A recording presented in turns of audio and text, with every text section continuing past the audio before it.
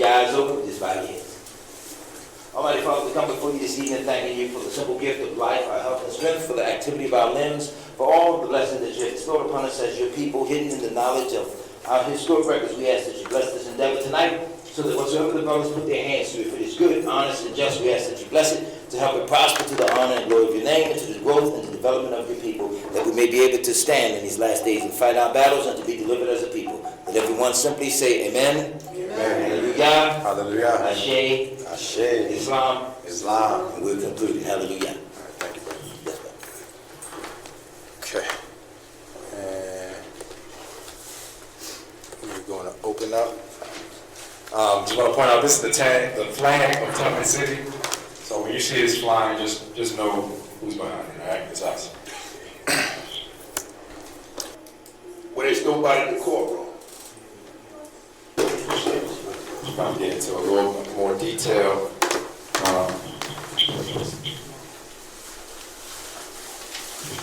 So Brother Ray broke down a lot of who we are, and that's a good starting point to know that this is our land. And this is one of the reasons that we're doing this is because we have been programmed to believe that we all came from one place and this is not ours.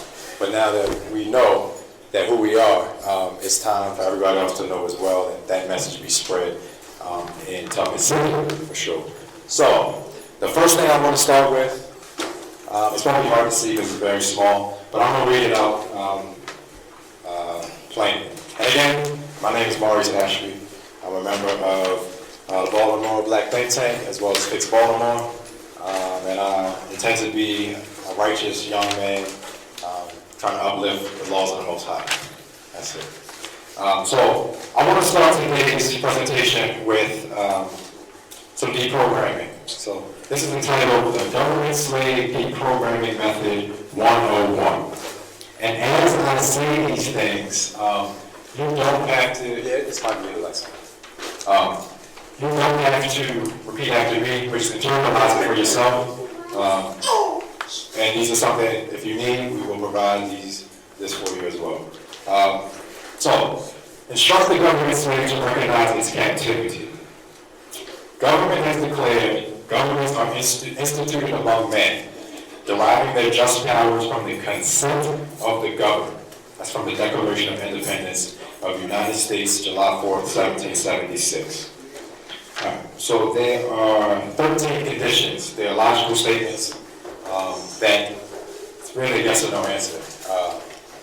So we're going to instruct the government slave to provide evidence that the following different programmers, conditional statements, conditional expressions, and conditional constructs are false. Number one, if a man's interaction with government is involuntary, then the man is a slave. He has a duty to kill his captors and escape. Do we agree?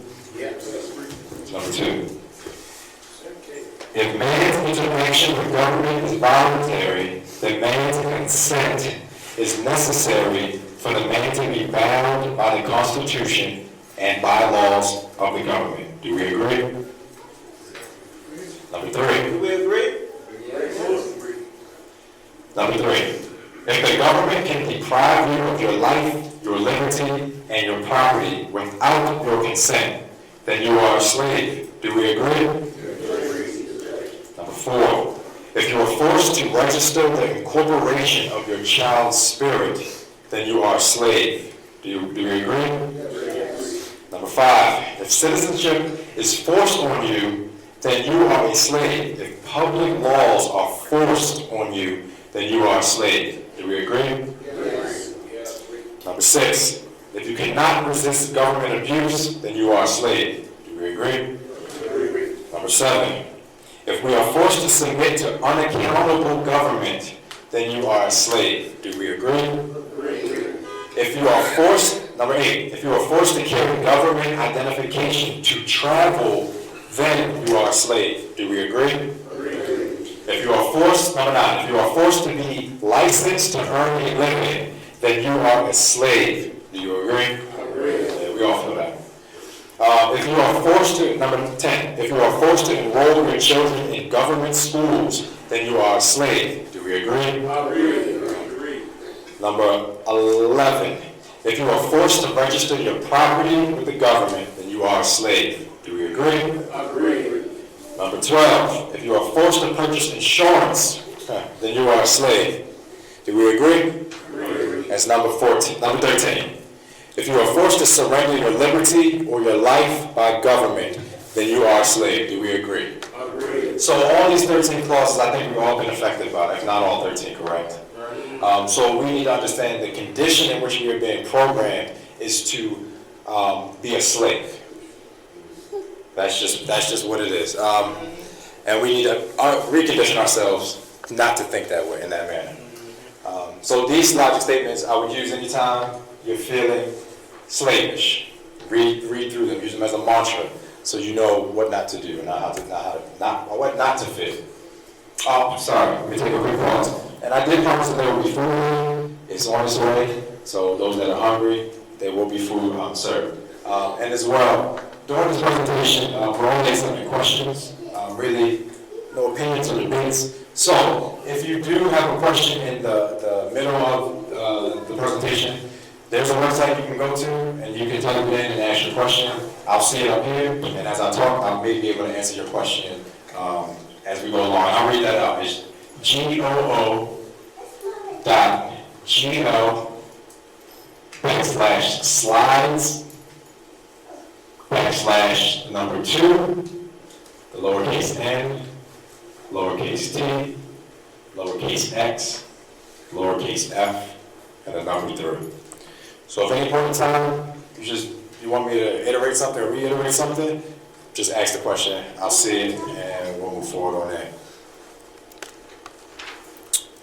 Okay, so I'm opening this up with going straight to what the fraud is and explaining to you. This is one of the main things in my process of trying to understand who I was and how I was subjected to what was the game they were running on me. What was the fraud?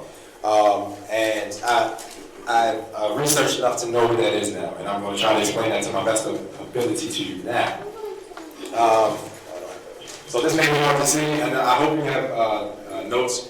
I would ask that nobody does do any video recording.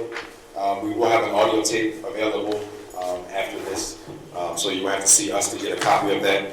I do ask no videotaping, no live and all that, no snap. So some of these definitions are hard to read because it's phrase false, so I'm going to read them, but just take copious notes, please. I will make this available most likely on the Baltimore Black Think Tank's website, and it's probably only going to be accessible there. So if you got that sheet, the link to the Baltimore Black Think Tank's website is on there. All right, so what is a fraud? All these definitions I'm about to read come from Black's Law Dictionary, 4th edition. This is just, if you want to understand the law, you got to have one of those. You got to have this book. So a lot of what I'm going to be writing to now is definitions out of Black's Law Dictionary. And you won't see this in Webster. You won't see these definitions in Webster's dictionary. So I'm going to start with a fraud. A fraud is an intentional perversion of the truth for the purpose of inducing another in reliance upon it to part with some valuable thing belonging to him. So for us, to put it in perspective, our land has been taken. So they have fraudulently taken our land, and we have to figure out how that has happened. So let me start from the purpose. For the purpose of inducing another in reliance upon it to part with some valuable thing belonging to him, to surrender a legal right. It's a false representation of a matter of fact, whether by words or by conduct, by false or misleading allegations, or by concealment of that which should have been disclosed, which deceives and is intended to deceive another, so that he shall act upon it to his legal injury. Anybody that is intending to fraud you is intended to do harm or steal something away from you so that they can benefit.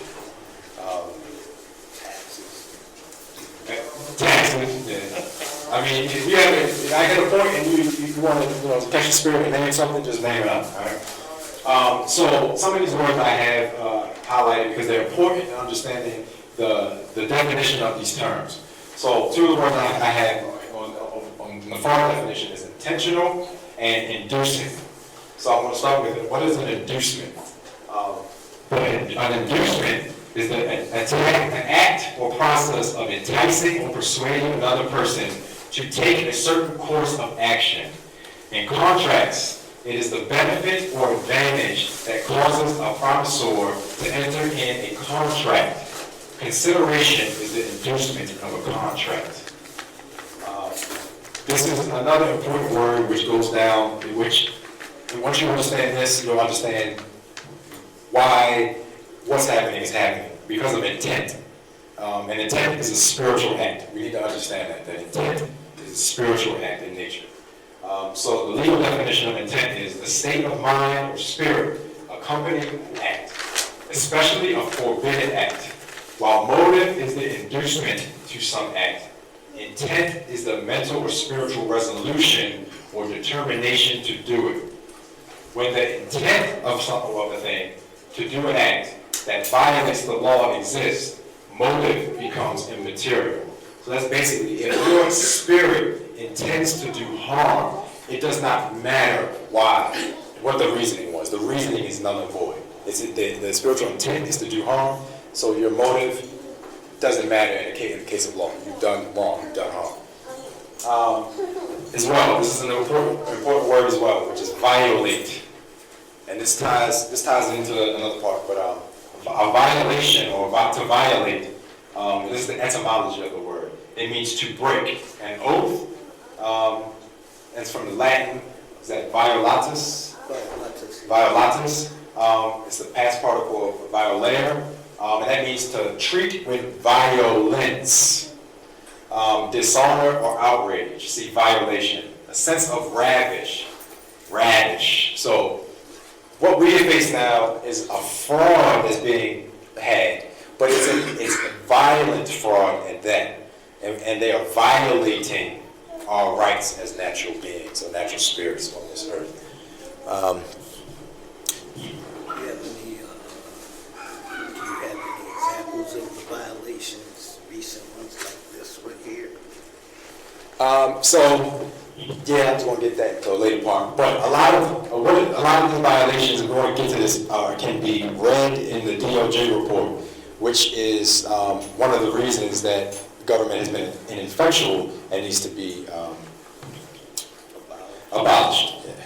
One of the points I want to make was that the fraud we're exposing tonight is manifested in our reality by way of coercion. And that makes you under duress when you break one of their codes or laws, as they say. And it's often happening when you're detained in your car. The great equalizer, as they call it, on their hip, is their show of force. That's why they call it the great equalizer, because they know they ain't had that, put my hands up, we're going to go toe to toe. So I'll give you a quick definition of coercion.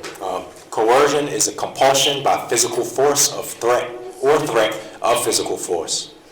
This is important. An act such as signing a will is not legally valid if done under coercion. Anything done under duress is not legally valid. And duress is the use of threatened use or unlawful force. Usually, it's a force that a reasonable person cannot resist. And that's when you can reason what's going on with you, you can even talk it out, but still, they're going to put you in the cuffs, they're going to bust open your window, they're going to pull you off the car, they're going to lock you up. That's under duress. Okay, I just went into that one, so I can skip that. So that's the method in which they intend to fraud us. This is going to be very hard to read. I'll provide this slide on lawfulblackpigtank.com.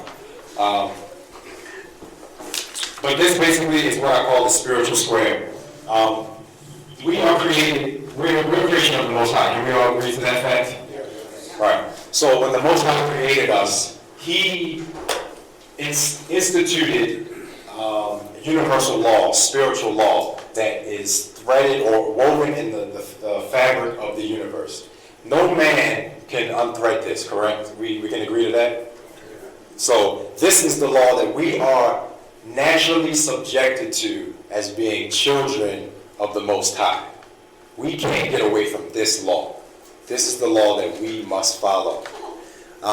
So in this spiritual square, it's a few definitions, but I want to go to a few key definitions. So in the yellow portion is basically that's who you are and how you should operate, even in a governmental sense, as you being a living spirit, born on the land with rights to it. And in the blue section is everything that a man-made government has created for you.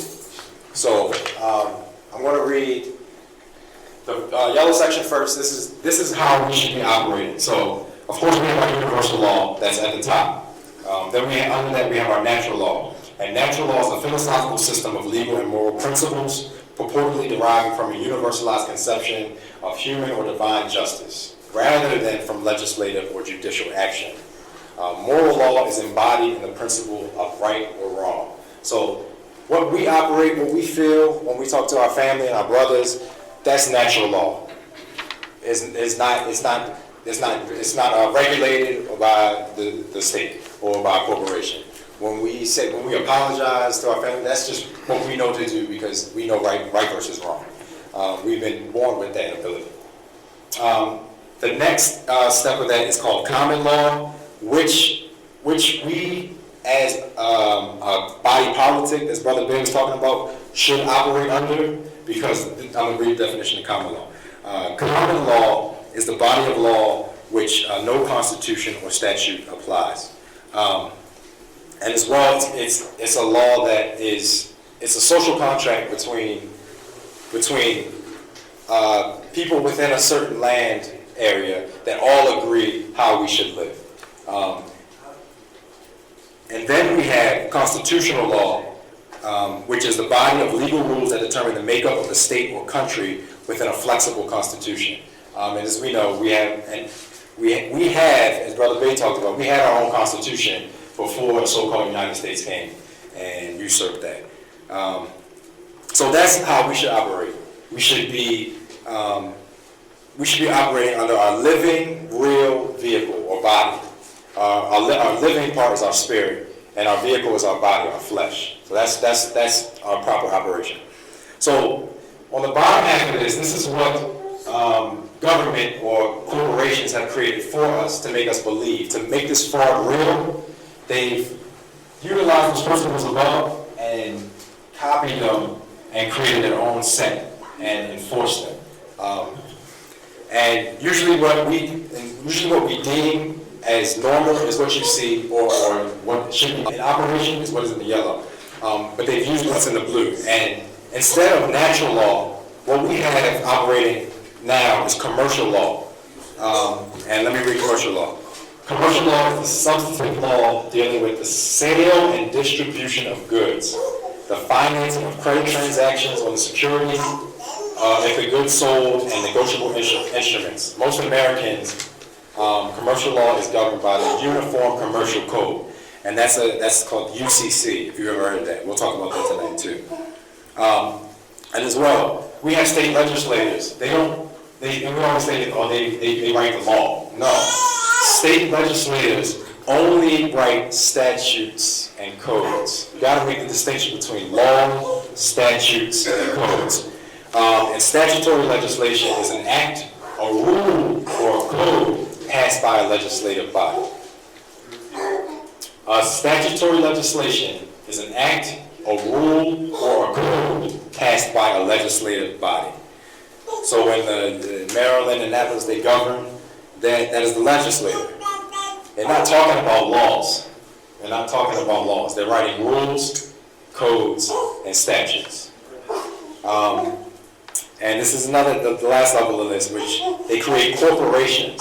Rather than creating a human body and a spirit, they have to create a corporation to operate through this vehicle, or through this system.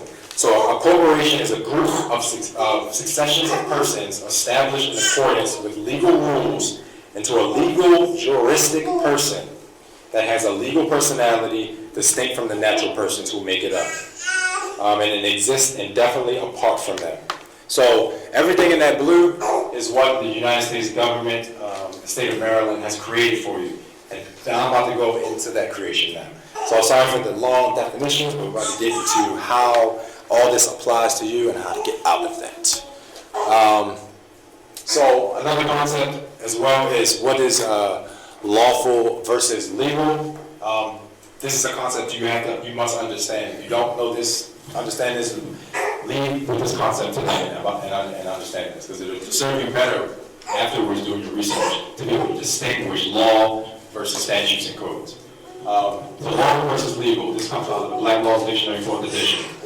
The principal distinction between the terms lawful and legal is that the former contemplates the substance of law, something tangible, the fabric of law, while the latter is just a form of law. And the way I was explaining to this, imagine we have a cup, correct? Imagine there was water in this cup. What's in this cup is the substance of the law. All right? And that's law. What legal is just the cup without the water in it. If that makes sense, or do I need to do another example? Okay. So, lawful, as I said, is the substance, and we know that substance comes from where? That comes from the Most High. That law comes from the Most High. That law cannot be unwritten by man.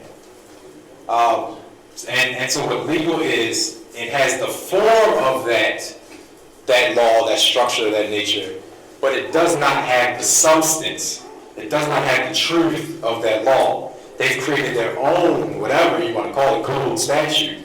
That's what they put in their cup, right? They put the codes and statutes in their cup, but they don't put the truth. They don't put the law. They don't put the universal law in there.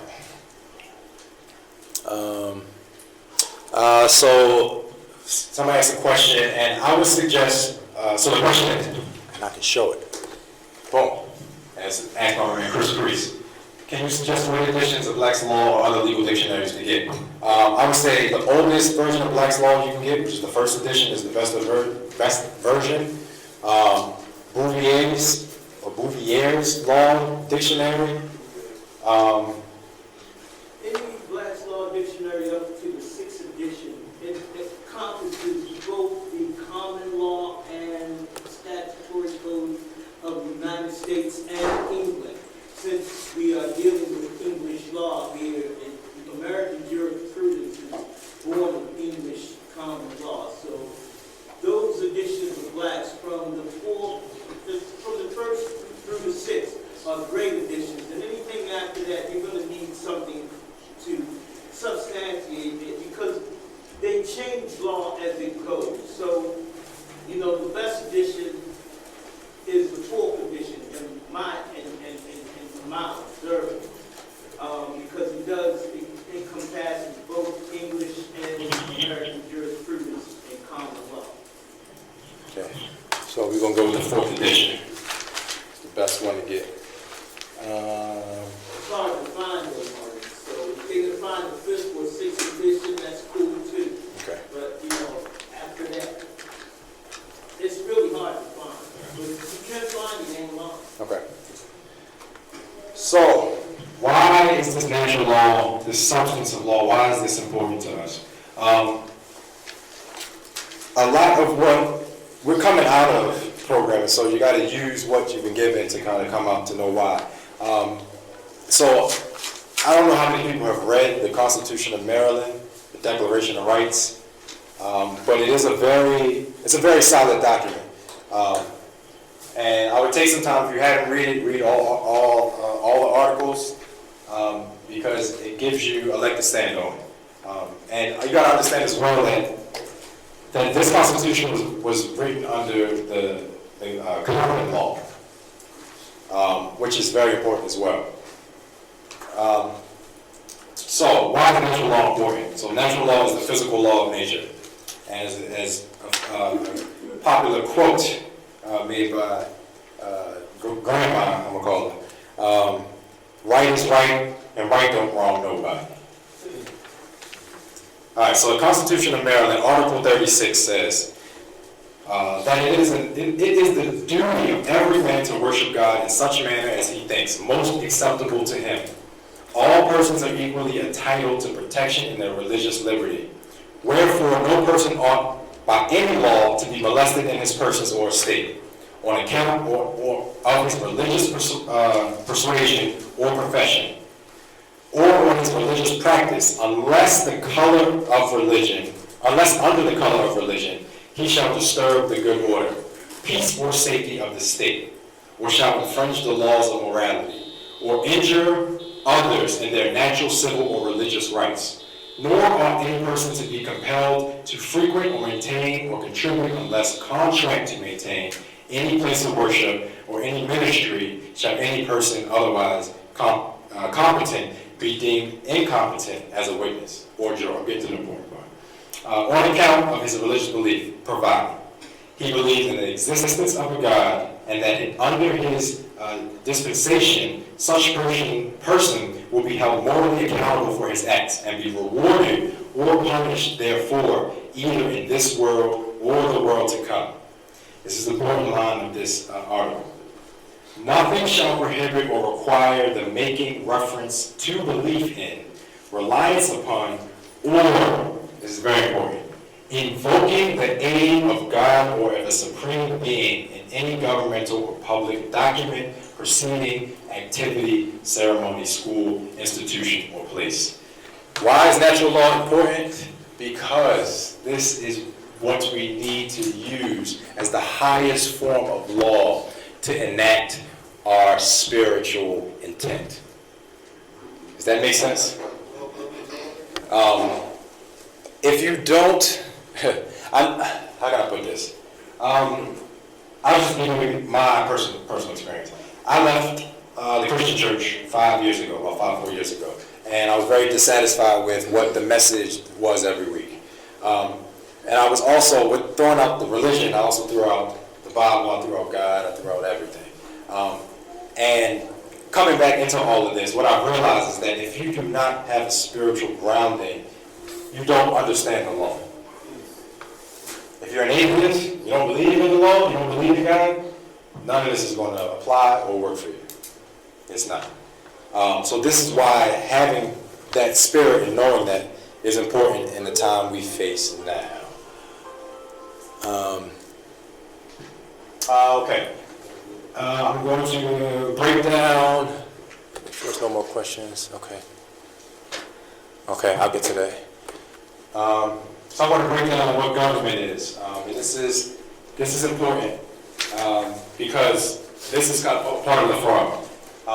There are two types of governments. There's a de jure government and a de facto government. And where's my slide go? It's right here. And de jure means as a matter of law, existing by right or in accordance to the law, and de facto means illegitimate but in effect. Now we have a de facto government in control of this nation. We will all agree, correct? Yes. They're illegitimate, but they're in full effect. Right. So, a government de jure. A government of right, the true and lawful government. A government establishes according to the Constitution of the state, and lawfully entitled to recognize and supremacy and administration of the state, but which is actually cut off from power or control. A government deemed lawful is deemed rightful or just. It's important. Which nevertheless has been supplanted or displaced. So what Brother Lee was talking about was that government de jure, the one that we instituted on this land before the de facto government came, and through wars, murder, genocide, rape, theft, fraud, took our land and instituted their government. So a government de facto is a government of fact, a government actually exercising power and control in the state, as opposed to the true and lawful government, a government not established according to the Constitution of the state, or not lawfully entitled to recognize or supremacy, but which nevertheless is supplanted or displaced by the government de jure. So the only way you get a de facto government is if you take the de jure government and turn it into a de facto government. A government deemed wrongful or unjust, which nevertheless receives presently habitual obedience from the bulk of the community. This is why the SLAD program in Method 101 was important, because we've been obedient to this government without knowing why we're obedient or even how to not be obedient. And I'm going to, a fact, it's not on the board, but I'll read this as well. A fact is a thing done, an action performed, or an incident transpiring, an event or circumstance, an actual occurrence, an actual happening in time or space, or an event mental or physical. So we know the facts or things done of those who intend to manifest destiny into this reality. We know, we have the history of what they've done to us. Okay, so this is key, because this is going to the part of understanding what actually is the United States. One thing I did not understand a few years ago, and it costs me dearly when going against some of these court systems. So now that I understand, I communicate with them or contract with them with a more proper persons, if you want to call it, and knowing who I am. So we got to know what the United States is first. So what is the United States? This comes from 28 U.S. Code Statute 3002 definitions, and that's that Uniform Commercial Code that was instituted by the federal government. And what is a state? A state means any of the several states or the District of Columbia, the Commonwealth of Puerto Rico, the Commonwealth of Northern Marinas, or any territorial possession of the United States. This is important. 15. The United States means it's not a government, it's a federal corporation. I didn't write this, I didn't make this up. They have to give you the truth, but they're not going to show you where to read it. They are not a government, they know they're not a government, they know they're a federal corporation, and now we know as well. As well as says it's an agency or department, a commission or board, or any other entity of the United States, or an instrumentality of the United States. Okay. So is that clear what the United States is? It's not a government, correct? It's a corporation, correct? Cool. And I'll read the definition of corporation.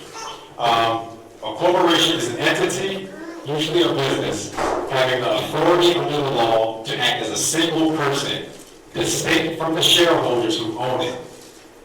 That's a very good point. That's thing to think about. The United States is distinct from the shareholders who own it. So who owns the United States? We got some people that know. And having the rights to enter and issue stock and exist indefinitely. A group of successions of persons established in accordance with legal rules into a legal or juristic person that has legal personality distinct from the natural person who made it up. Exists indefinitely apart from them and has the legal powers that its constitution gives it. So when they don't tell you, I'll get into it. I'll get into that.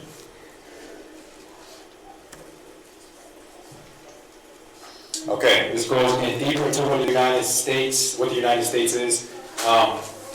This is also from their own publication. This comes from Corpus Juris Secundum, and this is the definition of a federal corporation. So we now know that that's. Did you say corporate what? So it's Corpus, C-O-R-P-U-S. Juris, which is J-U-R-I-S.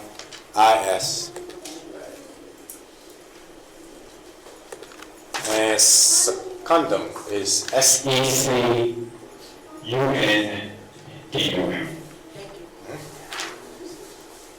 And this explains what a federal corporation is. A federal corporation operating within a state is considered a domestic corporation rather than a foreign corporation.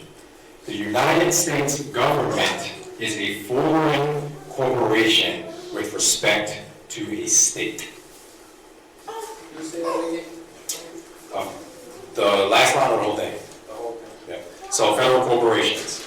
A federal corporation operating within a state is considered a domestic corporation rather than a foreign corporation.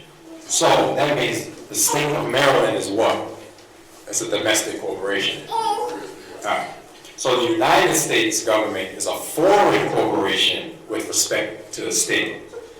I think I have both those definitions here. So, a corporation only exists in its contemplation of law and by force of law. By force of law. That's duress. That's that government here. That's that tax man or agent coming to your door, sending a letter.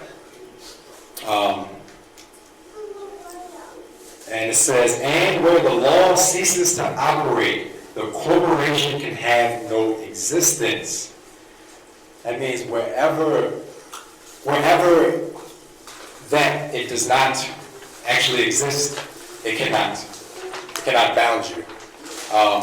The United States is only exists on paper. That's it. The United States only exists on paper. And it says, and where the law ceases to operate, the corporation can have no existence. That means wherever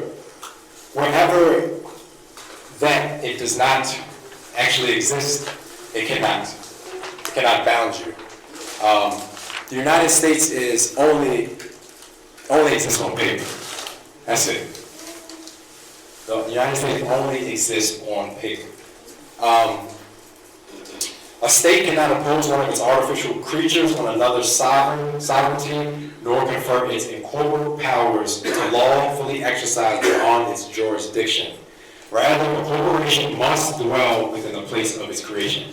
That confines this entity, this corporation, to only be able to do business or contract with those that want to contract with it, those that are signing up with it. That's the only place this corporation can exist, for the ones that consent to this corporation being in existence. A corporation can exercise none of the functions and privileges conferred by its charter in any other state or country as a legal or constitutional right, but by only the committee and consent of a state or country. So that's basically what I just said. They can't do anything unless they have consent. And we are giving them consent. Do we know how we're giving them consent? Does everybody know how we're giving them consent? If you don't know how we're giving them consent, just raise your hand, because I want to know so I can clear that tonight. Okay, cool. I'll make sure I clear that up. Okay, and on to the next. I'm going to read the important parts for time. See what time we at. $7:34 for time. This goes into the part of understanding that since the United States is a corporation, then it was at some point that this corporation, which is working under commerce, went bankrupt. And we need to understand what that means for us, because they deemed us the collateral for their bankruptcy. So if you don't understand that, and when they come to collect, you're not going to be able to make a claim to say you're looking for the wrong person. That ain't me. So it's an establishment. This is from James Trafficant, I believe his last name. Trafficant. He was a representative from Ohio, and he spoke this at a congressional hearing or meeting on March 17, 1933. And what he had to say was pretty telling. He says, it's an established fact that the United States federal government has been dissolved by the Emergency Banking Act of 1933. I need everybody to write that down. Yeah, that's something right there. The emergency, give me 1 second, sorry. I might lose my Wi-Fi here. Don't go too far, Floyd. I need that Wi-Fi. All right. And that was declared by President Roosevelt. And being bankrupt and insolvent,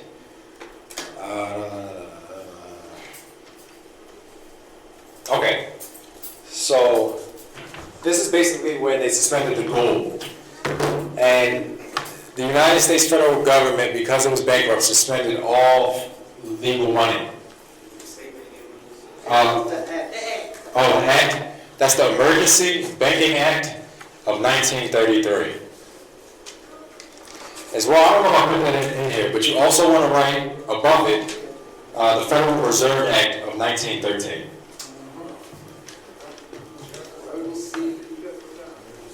Emergency Banking Act, March 9th, 1933, and that was declared by President Roosevelt.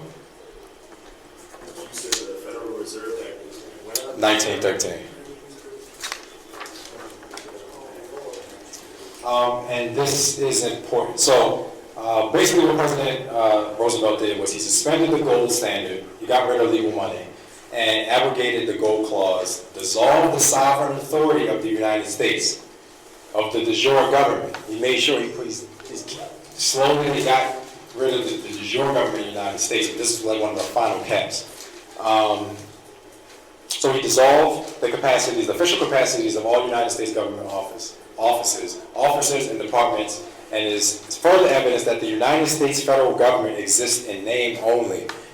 That's the only place these people exist that are trying to say they're federal agents. They exist on paper. That's the only place that they exist, in name only, on a piece of paper. This is what my brother was pointing out. So who owns the United States? Obviously, whoever incorporated this government owns it.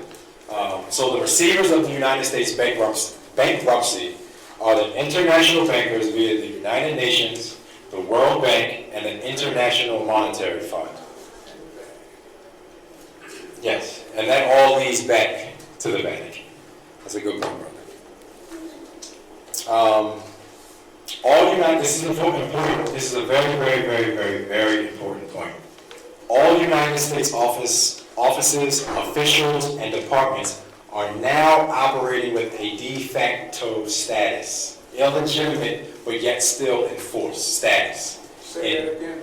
All United States offices, officials, and departments are now operating with a de facto status, in name only, under emergency war powers. A lot of people say martial law is coming. Martial law has been here for a while.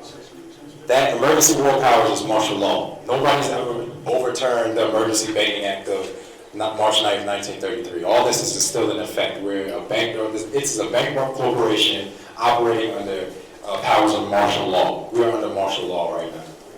So all that conspiracy theory is now conspiracy fact. So the world is round anyway. Say it again. So the world is round after all. I ain't going to debate that one. That's a whole debate, I don't know. I ain't going to debate that today. I don't know. So you just clearly stated we've been in martial law since 1950. We've been in martial law. Us in America, we've been under the enforced law since, they brought the African slaves over here and then they enslaved us as American Indians. But if you want to call it by proclamation or effective, yeah, I would say it's happened a little bit before 1933, but this was the kind of the nail in the coffin because the corporation went bankrupt. So what do you say that the president and the United States Senator representative are just puppets? So they're employees of the federal government. That's it. But they're doing what somebody behind the scenes is telling them to do. Yes. So whoever the owners are, whoever owns the International Money Fund, the UN, the World Bank, the Vatican, those are where the orders are coming from. Other corporations?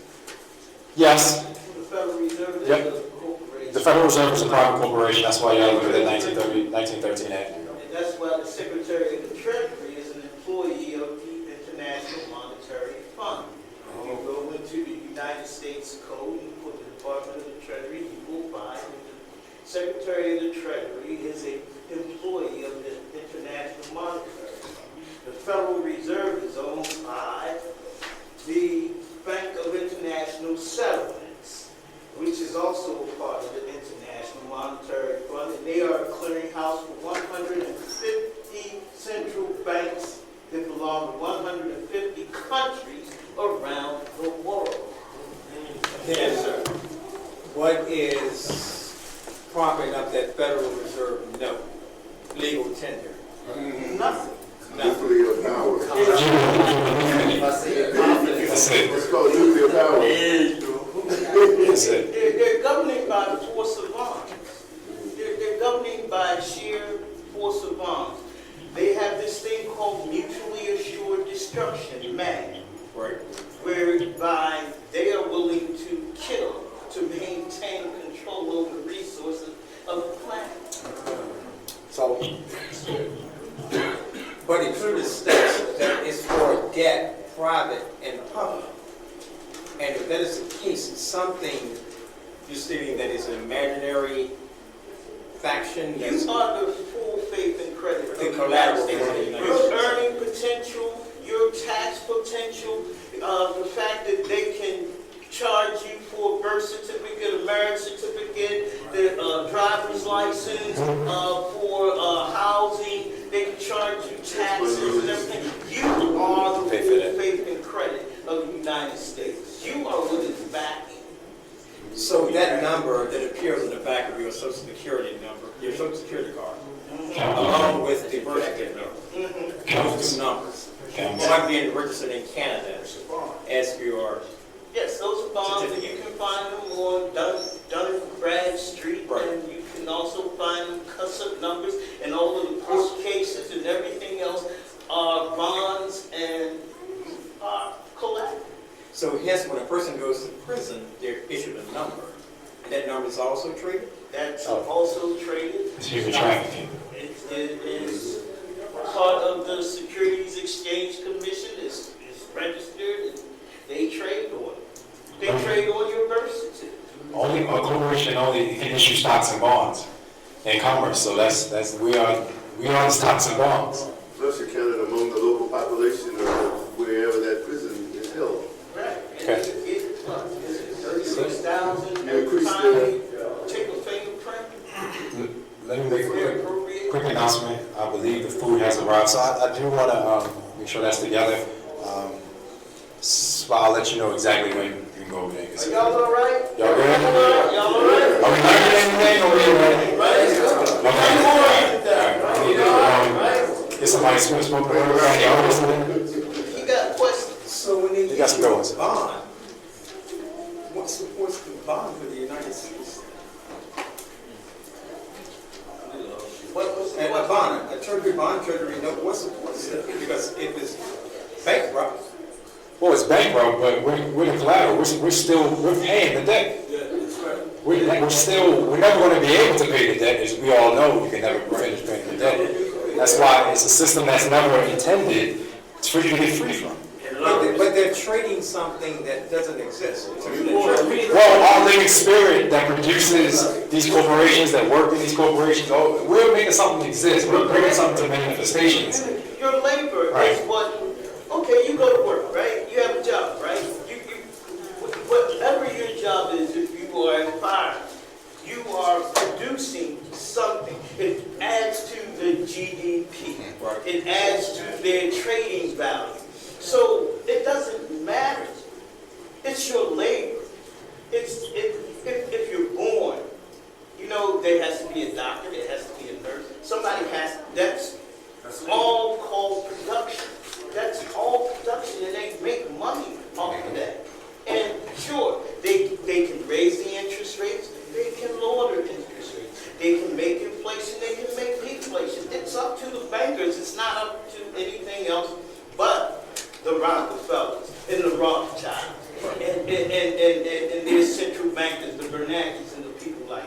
can I do one thing for those two questions? Let me finish these slides. I'm gonna give you the time, because I feel like there's a few more questions on this topic. Keep those questions. I want to get the food together, and you can ask those questions, you can answer those questions, and we'll do it like a slight pause. But let me get through these last two, because then we'll take that break. So, to go further, since March 1933, the United States has been declared a national emergency. Under the powers delegated by these statutes, the President may seize property, organize and control the means of production, seize commodities, assign military forces abroad, institute martial law, seize and control all transportation and communication, regulate the operation of private enterprise, restrict travel, and in the plethora of particular ways, control the lives of all American citizens. A majority of people in the United States have lived all their lives under emergency rule. For 40 years, freedoms and governmental procedures guaranteed by the Constitution have in varying degrees been abridged by laws brought into force, de facto laws, by states of national emergency. And that's from the Senate report on the emergency power statutes and the provision of federal law now in effect delegating to the executive extraordinary authority in times of national emergency. So it's no secret, it's no theory that the President of the United States Corporation has the authority to administer all that. And if he got on TV and said that's what he was going to do, many people probably go, okay. Not us. Let me get through what is a U.S. citizen. All right, this is important because this is where you need to understand this has nothing, this ain't you. But you just need to know what it is, but it's not you. A U.S. citizen, this comes from the Congressional Record, June 13, 1967. Deep, and it's page 15,641. You want to hide anything from a black man? So this says, a citizen of the United States is a civilly dead entity. Are you dead? It's a civilly dead entity operating as a co-trustee and co-beneficiary of the public charitable trust. It's a constructive sister K trust of the U.S. Incorporated under the 14th Amendment, which upholds the debt of the USA United States Inc. And that's from the Congressional Record. Where is it found again? This can be found on the Congressional Record, June 13th, 1967. And I give you the page numbers. And that's going to be page 15641 through 15646. Can I give them the backdrop on that? What? That record why they, the congressmen, they were debating. Yep, so while he was there, you can ask those questions as well. I'm getting the phone ready for all those that They were debating the validity of the 14th Amendment. The 14th Amendment, some say, was never ratified. And if you do the studies, we do research, I am of the opinion that it was not ratified. I can't find that it was. There was also a problem with the 13th Amendment, because there was a 13th Amendment, which was the technical nobility amendment. And what we now call the 13th Amendment would actually be the 14th Amendment. And the 14th Amendment would be the 15th Amendment, and so on down the line. There was a term of the Nobility Act that prevented lawyers from operating as members of the executive or the legislative branch. In other words, they wanted to separate the three branches of the tripartite government, which is the legislative, the judicial, and the executive. And they didn't want officers of the judiciary operating within the executive and the legislature, particularly the legislature, because they lawyers, they would be enacting laws, and they will be enacting loopholes and unconstitutional laws. That's why we have an appeals process, because legislators enact unconstitutional laws. That's when judges abuse discretion, disregard the Constitution, disregard everything that they say that they've done, or what they have bound by. I don't believe that anyone here is bound by the Constitution because you've never signed it. There's a contract. When did you ever sign it? When did you ever consent to be an American citizen? Well, not an American citizen, but a citizen of the United States. Because you are American by birth. When you're likely not to be American, you were born on the American land. And the soul is not that the government is not America. The government is the United States. And they have gone out of their way to make you hate your American self. They really have. They have made you hate being an American. Yes, sir. My name is Isan. I'm going to stand up too as well. So I have, this really said a powerful point. You said that they make us hate ourselves, right? So we go back to the first thing that we did whenever we were in here. We was asking these questions. And everyone was saying, are you a slave? Everyone's in here saying, yes. Whenever everyone really in here hasn't experienced what it was to be a slave. And we're just like a lot of us here, we're just like the immigrants that come from other places. We're confused about a law that doesn't belong to us, that was made by another man. We're in here writing notes, trying to figure out stuff that we didn't create, like things that we didn't create because we couldn't read and write, and they took that from us, right? And we've been freed from laws from a long time ago. We go to our Bible, right? God freed us from Egypt. We had all these laws. God freed us from that through Moses, right? We crossed the Red Sea, that was the baptism there, right? Same way with Noah's Ark, and that was baptism. I know that. No, there's no question when I'm doing it. Well, then you can't. We're not here to debate or to allow you to. This is not a teacher. You know, look, brother, do you have a question? I thought it was a question. It is a question. Well, what is the question? You built so much here, and can we not have a time to talk as well? You have to respect my opinion as well. Like No, I don't want your opinion. I want facts from you. You have some facts. Ask a question based on facts, and I'll be happy to answer. I just gave you present facts. Now you're being defensive because I said the first thing you said is that you have this mentality. We agreed and we said yes. Your question. I mean, respect me, please. It's like I respect you. Please answer the question. Respect me. Let me get to it. Stop cutting me off. First I made my statement whenever you made your statement. I built off of that whenever you said they controlled us. Correct. I said we were in here saying that we were slaves. Everyone, that was correct. We said yes. So my question was, are we sitting in here as immigrants trying to figure out a system that we did not create? Should we, as a community, build as one and go to a foreign land or create in our community and build and make our own things? Because we're doing it, especially some of my friends here that are here now. We went to another land. We created our own. We have to get out of this mentality where there's law. We are free. I can move around how I want to with my passport. I can step in Jamaica at 25 years old and create my own and have my own. And not also bring myself or bring my brethren here, but also bring my brethren here and create a space where other people can come. It's called community, and that's what we lack. And that's what I was building on, because we don't like to hear each other out. We want to cut each other off. We don't want to give each other the time. That's the second part of the presentation, though, Isan, so. Thank you. I just wanted to hear a question. I didn't want, but you asked a question. And I didn't want to hear a statement. I wanted a question. Now, that you asked your question, I believe that all of us did not come here from Africa. And those of us who did are mixed up with those who were here before the white man ever set on these shoes. So you can go to Jamaica, but you will still be under the English common law there, because Jamaica is a commonwealth of the British Empire.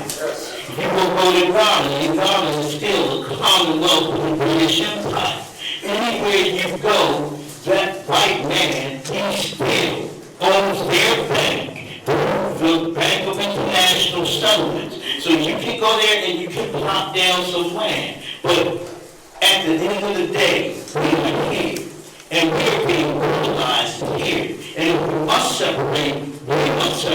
here. My fight is here. My fight isn't in Jamaica. My fight isn't in Africa. I used to think that, but I don't think that anymore. Because I see what's happening right here. And I'm here. And I'm willing and prepared to put my roots here where this is the land of my nativity. I am a native of this land. I am here. And I am willing to protect it and defend it and to build our own government, our own righteous government here. That's my answer to your question. Next, one last question. It says we lost control to the churches due to globalization. We lost control to the churches. We lost control of what I'm saying is the churches used to be in control of the communities, and we lost that to the government, right? So what I'm saying is that do we feel that that's happened because we've been globalized, because of technology, things have become so vast now? Have we lost our power in our communities due to the churches within our communities? Whenever churches used to run communities. I mean, the answer is yes. The answer is yes. Because, I mean, in Baltimore City, you'll see, or I'm calling Baltimore City, that's because you'll see a church on every corner, right? Yeah, the liquor store right next door. But the churches, if they were teaching the natural law, spiritual law, correctly, then we wouldn't be in the condition where we are in now. I believe that so. So the function of the churches now in the United States are to subjugate our spirits rather than to educate them. 501c question. Are those churches incorporated? Yes. All churches? All churches are incorporated, but all churches are automatically tax exempt, and they do not have to apply for 501c3 status. They do that because they want to make money as a nonprofit. They want to get donations from other corporations that get tax breaks for giving them money as 501c3s, and it stops them from politicizing their theology. You can't control a politician. You can't have them in your pulpit. You can't talk about politics. You can't talk about the government, or they'll take your money from you. They're not going to give you a grant. They're not going to bring you in and let you be a first responder and spy on your people. There are religious organizations that are not 501c3s. I know that the House of Israel is not a 501c3. Temple Africa is not a 501c3. If you are in a religious institution, the Moorish Science Temple of America, number 13 is not a 501c3. So there are institutions that do not play this corporate game, even though under these laws that we are forced to operate under, they are organized. You don't have to do with these people. This is the birth of Tubman City. This young man, said, we need to do this. Tubman City was something that Darren Muhammad asked me to come up with articles in the Constitution in 2007. This has been sitting on the computer for 10 years, since 2007. I was a new member of the Baltimore Black Think Tank. They asked me to draw up an article of incorporation and the bylaws for Tubman City. And people ran away from it. But you do not have to submit to oppression. Do you believe, irrespective of the name you use for the Most High, do you believe in a higher power? Do you believe in the Almighty? If you do, then what are you afraid of? Because this This is your time for you to rise. This young man, he took this and ran with it. Don't think that I'm sitting here guiding him. I just gave him all of the information and the books that I have. And he goes through. That young man right there, he comes and sits with me and we research to come up with the fact that, do you know that Sherman had a General Order 15, whereby all of the Negro, black, colored troops that fought with him and the people who fought with him from North Carolina, South Carolina, Georgia to Florida, all of that land, South Carolina too, all of that land was to be parceled out to them. That's where your 40 acres and the mule came from. It's Sherman's General Order 15. The only way that order could have been revoked was through congressional, an act of Congress. All right now. Johnson, after they murdered Lincoln, Johnson rescinded that order without any authority. That's why he was impeached, because he fired Seward. You have a claim to at least 5 southern states with seaports that were granted to you because your forefathers fought in the war. When, I'll ask you all a question. When did the Confederate States of America surrender?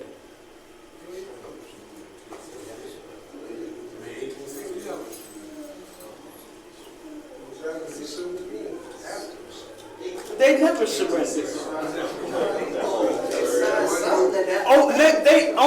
Only the army generals signed surrenders of their armies, of their combatants, of the men under their control. The general legislators that came together, those 11 states that came together and formed the Confederate States as a legislator, as any other country, when you fight a war and you surrender. When did Jefferson Davis, who was the president of the Confederate States, surrender?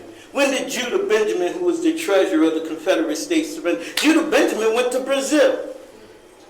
You forgot Robert Lee, who was the backbone of that. General Lee surrendered at Appomattox because he was tired. He saw it and he said, I'm done. If you read the letters between Lee and Grant, you will see what took place. See, we don't read these things like, we know Columbus discovered America, but we didn't read his diary. How many of you have read Columbus's diary to know who he said he found when he came here? How many of you have read Verrazano's journal to know who he found when he came here? They were dark colored, not unlike the Ethiopians. From North Carolina southward, from Virginia northward. You are Americans mixed with Africans. Whether you like it or not, this is your land. And they have stolen it from you by that war of 1865. Brother Frank is absolutely correct. But what they did not do was reconstitute the United States because they couldn't. Because those people seceded from the Union. They seceded and they formed their own government. And the Maryland State Constitution, Article 6. Article 6. You want to read that? Article 6. One of my favorite ones. All right, so if you got this sheet of paper, it says black man. You can read on the back. This on the back. It's on the back.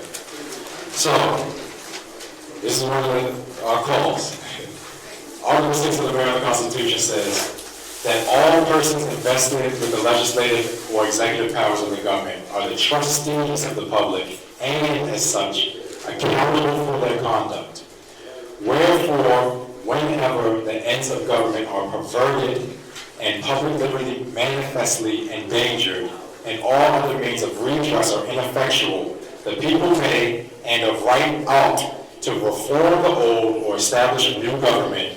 The doctrine of non-resistance against arbitrary power and oppression is absurd, slavish, and destructive to the good and happiness of man. Amen, God. What did it say? Whenever the ends of government are perverted and public liberty manifestly in danger, and all other means of redress are ineffectual, the people may, and of right,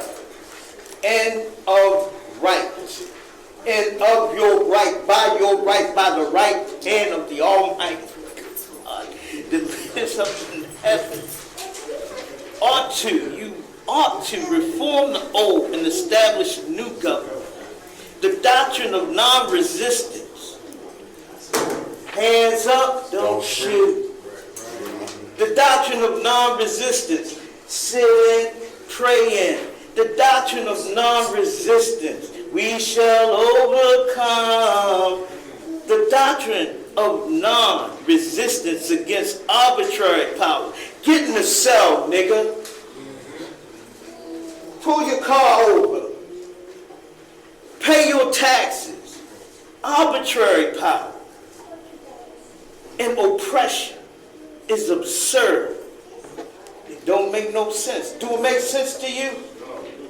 Do it make sense to you? It's slavish. He read to you the slave deprogram. Anything without your consent is slavish. It's without your, and it's destructive to the good and happiness of mankind. Well, are the people in this city happy? No. Are the people in this state happy? No. Are the people in this country happy? No. So something is wrong. And it ain't wrong with the government. It's wrong with us because we don't know what it is. We spent all of our lives believing in the thing that was told to us, but we never go and research it for ourselves. And I'm not saying you all here, so don't take it personal, because a lot of people take what I say personal. I'm not talking to you, I'm talking to us as a people collectively. We don't do this. We don't research. We don't sit up late at night burning the candle to figure out what is going on with us, how we can stop this. We never have solutions to our problems. Everybody knows what the problem is. But how do you stop these people from raping you, pillaging you, plundering you, and forcing you to submit? How do you do that without having to go bang, bang, bang, bang? How do you do that?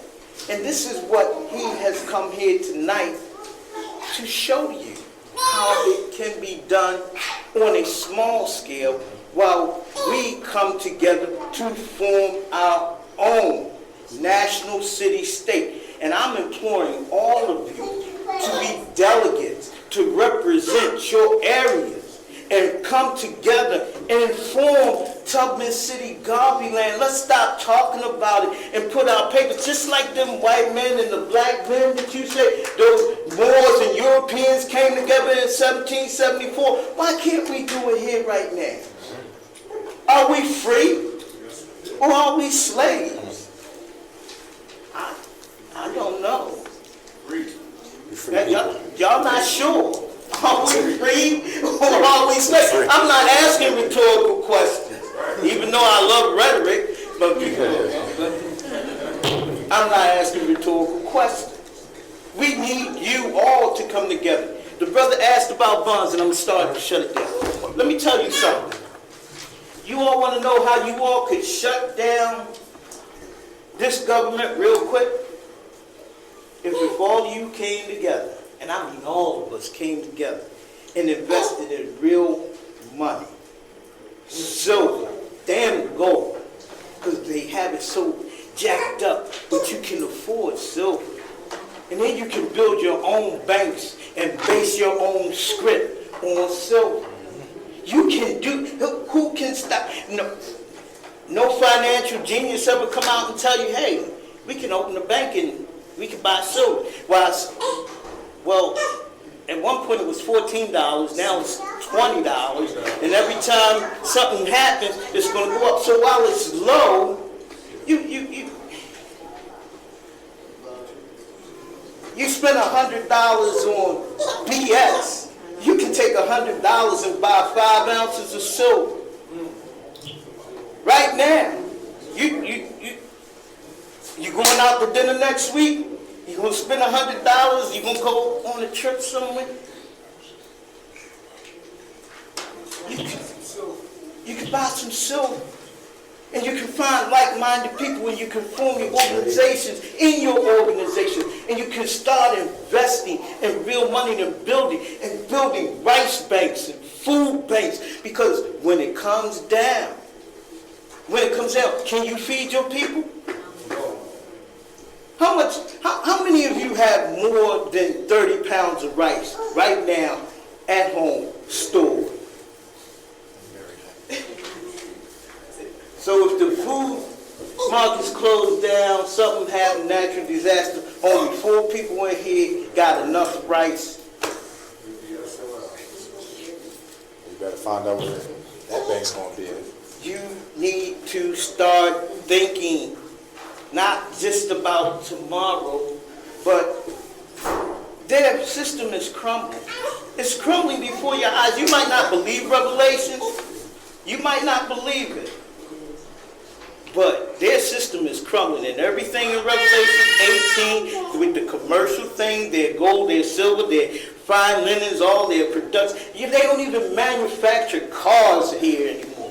They don't manufacture steel here anymore. They don't manufacture clothes here anymore. Your clothes come from somewhere else. Your shoes come from somewhere else. So, what? Yes, ma'am. So, David, is that why they are hiding their money overseas and in an offshore account? Of course. And that's why they went into Libya and took that man's 135 tons of gold. Because he was going to make a gold dinar to liberate Africa. And they murdered him for it. And if you begin to just think what real money is, what something real with substance and value. They say in the Bible, silver and gold I have none. Only the word of the Almighty One, and that's all I have to give you. I don't have it, but you do. You have it. You have it within you to build. You go ahead and tell them how to get out of it. Let's do that. Y'all hungry? We found out that a U.S. citizen is a sophisticated trust, which is just a bank account. And that citizenship holds up the United States today through our spiritual labor on the land every day. And as well, I'm going to give a link if you want to ask a question. That link is goo.go/slides, the number /2NTXF3. So if you have a question and you don't want to lose it, just send it on through. I'll have it here. So now we're going to go into the 13th Amendment and the 14th Amendment. These are the two amendments that we have come under the belief that makes us a U.S. citizen. And well, we already know why we're not U.S. citizens, but we're going to go further into how they try to turn us into U.S. citizens using two amendments. I believe one that was never actually ratified. So the 13th Amendment says, in Section 1 says, neither slavery nor involuntary servitude except, that's that exception clause, right? So except as a punishment for a crime whereof the party shall have been duly convicted, shall exist within the United States, we know that the United States is a federal corporation that's defunct, or any place subject to their jurisdiction. We also know that since this United States corporation is defunct, it only exists on paper, so that is the only place it can express its jurisdiction. Section 2 says Congress should have no power to enforce this article by appropriate legislation. I think David is going to go into some more about the 13th. Well, you kind of already went to the 13th Amendment. Yeah, well, how many of our legislators have gone to, that you all can hear me, right? Oh, Gus, you always do this to me, man. Our legislators, you have the Congressional Black Congress, you had these people talking about the new Jim Crow and the prison industrial complex, but no one has ever gone into the Congress to repeal the exception clause of the 13th Amendment. Is slavery legal or is it illegal? Legal. I'm asking you all. Legal. It's legal. So conviction of a crime, exactly. Wherein or whereof the party shall have been duly convicted. So, how many of you have been convicted of a traffic crime? Did you know that you could be enslaved? Because it doesn't make a distinction between felonies, traffic crime, or misdemeanors. So, how then are we free? See, we've been living on an illusion that we are free. And we aren't free. And when you accept the fact that you are still a slave, you will want to be free. See, it hurt me to go to school and learn law and to find out that I'm a slave. It hurt me to do research with lawyers to find out that you're still a slave. You don't have no rights. They do what they want to do. And if any of you have ever heard me call in on radio shows and tell lawyers what they do wrong, because they don't do their own research. Paralegals do their research. And I'm a paralegal. I'm a legal researcher. So you're not free, so stop believing a lie. Because you're not. Because you can be convicted of a crime, and you can be interred as a slave in a national emergency. Why do you think they have these first responders who can only be out on the street in case of an emergency? And you can't. But your pastor and two of his people in the church can. I got my card. You got your card? See, because they will come and round you up. You think it's a joke if you want it. They will come and they're going to round you up. See, I'm going out like that. I'm going to tell you the real. I ain't going out like that. The 14th Amendment. The 14th Amendment. It reads, all persons born or naturalized in the United States and subject to the jurisdiction thereof are citizens of the United States and the state wherein they reside. No state shall make or enforce any law which shall abridge the privileges. Doesn't say rights, it says the privileges or immunities of the citizens of the United States. Nor shall any state deprive any person of life, liberty, or property without the due process of law. Nor deny any person within the jurisdiction the equal protection of law. So what is the due process of law? Do you know what due process of law is? The police officer. Due process is that, okay, you said the right to a fair trial. No, it's just a trial. That's due process. Due process is that you get charged, right? You get a hearing. The judge doesn't have to honor the Constitution, he can disregard it. And then you need a lawyer to appeal it for you. That's why they have appeals courts. Because judges always disregard the law. They're not going to do what they're supposed to do anyway. It's all written in the books, but they never publish. Now, it doesn't say the rights, it says privileges and immunities. Well, who has privileges? Slaves have privileges. So, when you always talk about my rights, I know my rights.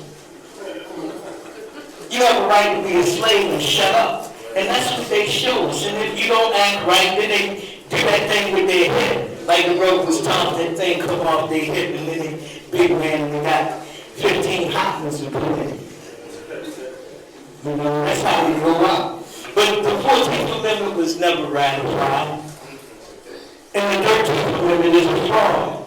Because there was a 13th Amendment that was ratified in 1848, I believe it was. And all you have to do is look up Google the missing 13th Amendment. And it will come up. And see, the government would like to tell you that, oh, this is something of a conspiracy theory. But when you go back and look at the legislatures and read the history of the legislatures, most people are not going to do the legal research. Having done the legal research, I can tell you that everything that they say is a conspiracy theory is actually a conspiracy fact. The United States government was never reorganized after 1865. Brother Frank?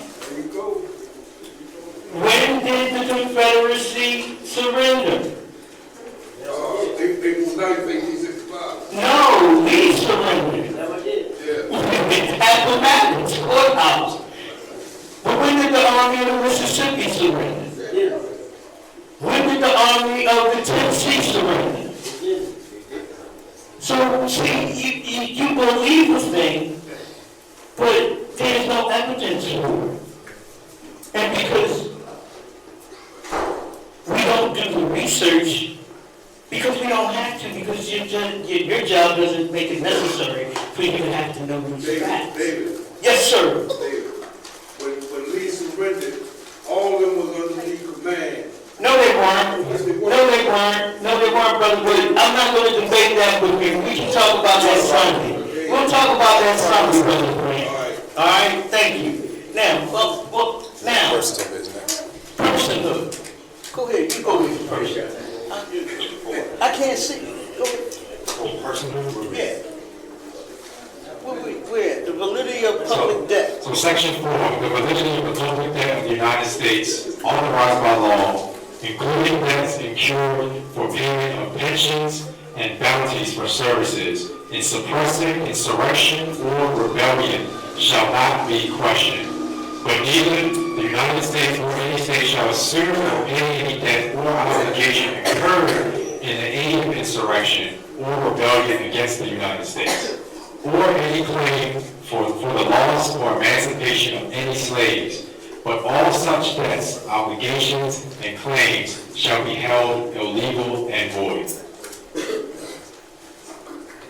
So, slaves were property. And the property owners were never compensated for their property. That's right. So why do you think you're going to get reparations? It went from a slave master to the United States Federal Corporation. You no longer belong to the slave master because they made you a citizen of the United States, and a citizen of the United States is something that's civilly dead and has no rights at all. So why do we keep playing this game? Now that you all are aware of the fraud, what are you going to do about it? How are you going to get out of it? So let me go to the next slide. It goes perfectly into the next one. So, Question. This is the big key. I'm glad those stuck around after this point. With the birth certificate contract explained. This is the initial document or contract that we assume is us. This is one of the things I had to drop a belief in in order to return it to my proper person. And one point is, I did not understand how I was giving them consent. You know, I would go up to court and I would say my name. You know, I would say, I'll plead. But I thought I was just going along with what the due process was, correct? But the key in the birth certificate contract is this. I'm going to try to explain this. If anyone has any questions, ask them at this time because it's best to ask them now. The creation of a birth certificate is for the establishment of natural person's commercial entity. So that is basically them blending that yellow part of that box and that blue part of that box and making you believe it's all blue. Or it's for a trade name or for a commercial entity or a trade name under which to conduct business. The only purpose of this contract is to conduct some type of business because it's a commercial contract. This commercial entity can be known by a variety of names, all caps names, commercial mark, commercial name, person, strawman's homo, straw man name, trademark, trade name, trust name, and what we deem your government name. Right? You always say that. Why do you give your government name? Yes. I was a sister out of New York named Myra L. And she was talking about how that number on your birth certificate was connected with U.S. Fidelity. So that U.S. Fidelity is what? A financial institution, correct? Yes. So it's a bank account number. It's a security, it's a bond, like the brother who was previously here was stating, that these are all bonds. Your birth certificate is a bond. And it is a bond that is traded on the New York Stock Exchange. So you are chattel slavery of the United States. That's why they made you a citizen under the 14th Amendment. Or that's why they claim to have made you a citizen under the 14th Amendment, because you never signed any contract. Do you all know what the United States is? Corporation. It's a corporation, but do you know where it is physically? The District of Columbia. It's the 10-mile square area called Washington, D.C. That is the United States. That is why the United States is a foreign corporation to any state. It has no power outside of Washington, D.C. other than that which you sign over and give to it. Because do you know what your most valuable possession, the most valuable piece of property that you own, do you know what that is? Signature. Your signature, that's right. Do you know why your signature is so important? Because you bound yourself by it. You give your consent by it. Every government document you sign is a contract. Every document you sign is a contract, whether it's for a driver's license or anything else. And the proof of the pudding is when I went down to motor vehicle, I had to get a driver's license. Why? Why did I get a driver's license? I didn't argue and fuss with the people because I don't want them to take my life, liberty, or property because they said they gave me due process. So I signed the contract under duress. Any contract signed under duress, as the brother told you, under force, and it's null and void. So no, I don't take no breathalyzing test. No, I don't do that. And they try to keep you pinned in it, and they don't want to hear the fact that, oh, you signed it under duress. That doesn't mean it. The judge will tell you it doesn't mean anything. But then you'll have to go through the appeals process. You have to know enough law to get through it. But any contract that you sign with the government should be signed under duress. I wouldn't sign anything else from them unless it's under duress. You know, I don't play with them like that. How many people signed a birth certificate contract? Raise your hand. How many people signed your birth certificate? You signed your birth certificate contract, right? Your mom signed it? So did you sign it? You signed it. So how can your mother contract for you once you pass that 18? Your mother signed it, right? Can anything outside of yourself contract for you? can you only contract for yourself? So, this is the key, because you never signed the document that they claim makes you a U.S. citizen. You never signed it. That's what I'm claiming, that you can say, I never signed it. I never consented to this from its inception. But what they do in this form of contract, because there are many different forms of contract, what they do to get you subjected to that is this.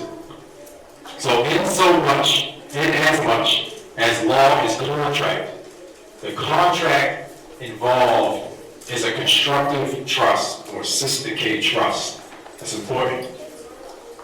A constructive trust is an implied contract. And an implied contract is ratified by two means.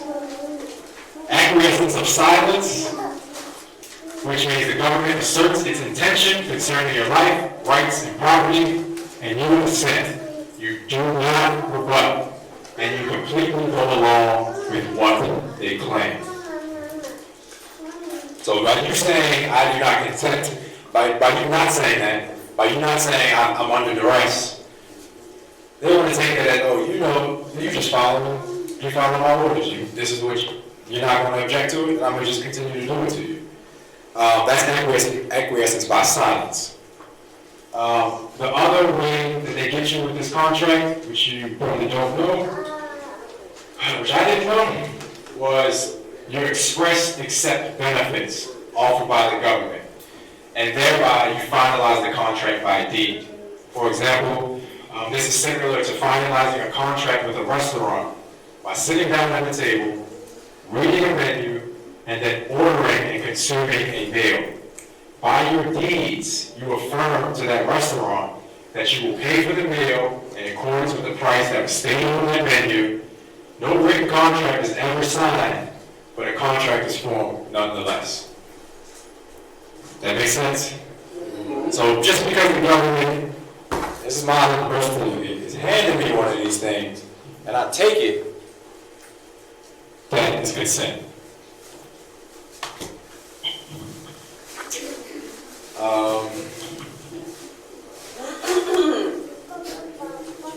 So this part, so we're done with the fraud. It's probably pretty clear on what they are now, how they've been defrauding us, the contracts they use to defraud us, the means that they use to defraud us.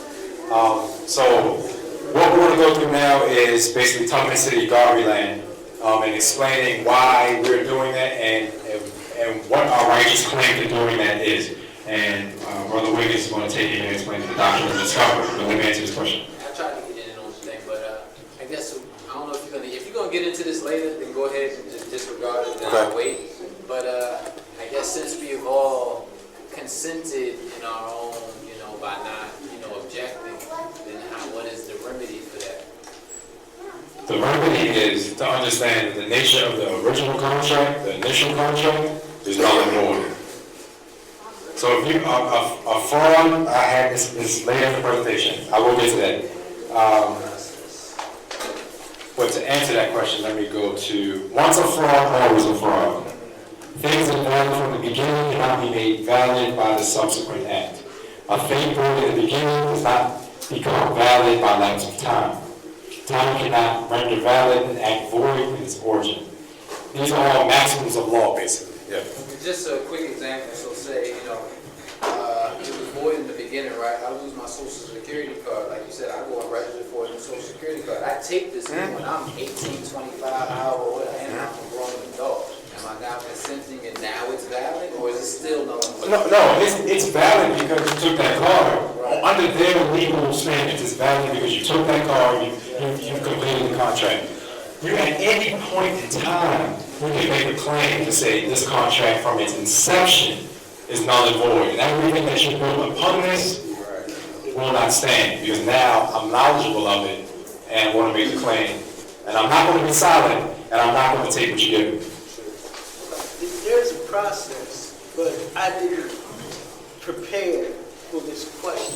There's a process to get out of this. There is. It's not simple. It really isn't. Because you have to write letters. and you have to make disavows to different government agencies. You have to make a claim for the birth certificate. You have to write to whoever is the custodian of records for the Vital Statistics Bureau and tell them to do A, B, C, D, E, and F, G with your property because it is your property. And but I didn't bring all of that tonight. Would that be summed up as like expatriatism, or is that another process? Well, I guess you could kind of call it an expatriatism. I'm sorry, I hope it's not too complicated. It's not, nothing is, this is so convoluted and complicated. It's not a simple process. It takes some study. And you're going to have to prepare yourselves to free yourselves from it. I'm going to share everything that I have, every process, every procedure that I have with my reason. You'll give it to you all at no cost to you. I'm going to give you something that you all can get out of right now. The next time you get something from a credit bureau, you want something off your credit, you don't have any, and it's from a debt collector that the debt was sold to get out of that, they have no contract. And you can let experience know that you have no contract with them. And they have to take that stuff off your credit. That's just that simple. You don't have if it's a charge off, you didn't have if they sold the debt to a debt collector, you don't have a contract with those people, so why is that on your credit report? You can clean up your credit report very simple. That's something simple that you can do, you know, and it's not hard. But there are other things that are really complicated and time-consuming, you know, everybody's not going to want to do it. It's not for everybody. Everybody's not going to do it. But we were moving into the doctrine of discovery. This last year. Okay. Do you all know, does anybody here know what the doctrine of discovery is?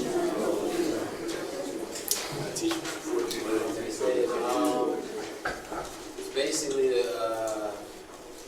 the Christians feel through their religious beliefs that they basically have the right to take over whatever they see, whatever they want. Trying to sum it up like that, probably a bit more detail. Okay, that's how I see it. In 1490, Muhammad XII, the Moorish Sultan of the Emirate of Cordoba, he backstabbed the Emirate of Granada and the rest of the Moors in the Moors of Britain by joining on forces with Catherine of Aragon and Alfonso of Castile. Those Castile became Portugal and Aragon became Spain. So in 1490, the Moors under Alfonso, they succeeded to the papal forces with the Pope, and they signed a surrender, and they gave over the Americas and their ships and their forces to the Catholic Church. In 1493, there was a papal bull issued by Pope Alexander VI called Inter Cetera Divina. And what Inter Cetera Divina did was bequeath to the troops of Spain and Portugal all of the Western Hemisphere. It gave the North America to Spain and South America to Portugal. Okay? And what they were to do was to convert all of all the Saracens and all of the other inhabitants that they found in these lands to Christianity and to make you follow the Roman Catholic Church. And upon the doctrine of discovery, this is where the claim to the United States rests. The United States as we know it, Britain was given a portion of the United States by the Pope through King Charles. Charles gave a portion of the United States to Cecil County. That portion of the United States that was given to Cecil County through Charles is called Maryland. Okay? So when they came here to the Great Chesapeake, they murdered the Saracens, and they murdered the natives that they found here who did not submit to Christianity. I'll take a question. So, we move up a little bit forward. There came a time in the United States where, through the Western expansion, the Supreme Court had to decide whether or not Indian lands could be sold to private citizens. And in the case, which is known as here, Johnson v. McIntosh. You might want to write this down. Johnson v. McIntosh. This is a Supreme Court case that has never been overturned. It is 21 U.S. 543. The United States says that under the doctrine of discovery and conquest, all of the lands that Britain got from the Vatican, or supposedly got from the Vatican, were now ceded to the United States after the Revolution of 1776. So, all of the land belongs to the United States. That's your land. They're saying that through conquest and discovery, in this case, that they have a right to your land. And this is what the doctrine of discovery is. Now, you're here in Maryland. Maryland is very, because the Calverts were Catholics. They weren't those Protestant troublemakers, like the Lutherans were in Germany. That's why Germany didn't get any colonies in the world, because they were troublemakers. So, the Vatican set up its archdiocese, its first archdiocese in the world, which controls all of the land that is owned by the Catholic Church through conquest, because Alfonso XII gave over those lands to the Pope. Not that it was his to get it, but this was the war. This was the war. So now Lord was Matthew again. And he was a mulatto. So, this is how it happened. But we don't learn this history in school. You have to really go and dig this stuff out. So, okay.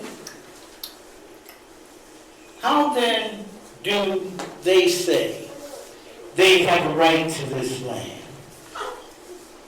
They say that in this case,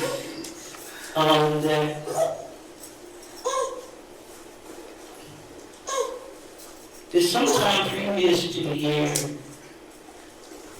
1856, the French government made a claim to the country west of the Allegheny and Appalachian Mountains, along the Ohio and Mississippi rivers. Their ranches took possession of certain parts of it with the consent of several tribes and nations of Indians possessing and owning them. But how do we know that to be true? And what Indians could sign, what chief could sign the rules of people? they broke Manhattan for $24 in beans. But what you could sign a contract for people who know nothing of contracts? Where's the validity of their contract? Did all of the people sign?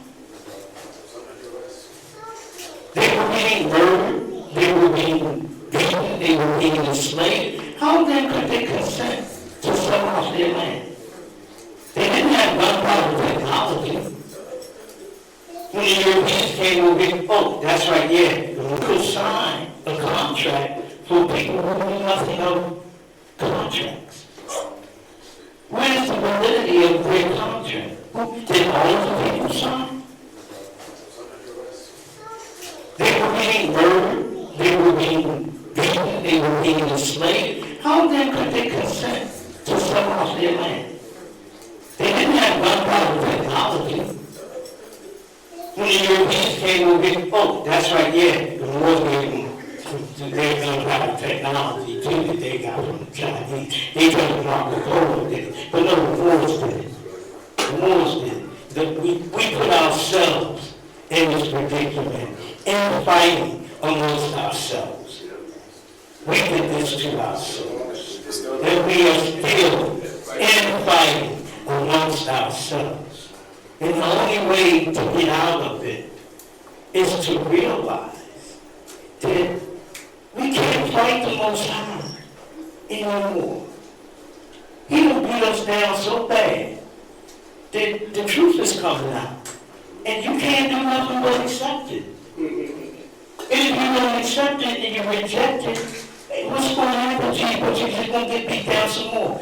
All the while, their whole world is crumbling around you. But you want to hold on to their world. So, how then do they have a claim to America? How many of you have Maryland driver's license here tonight? I don't.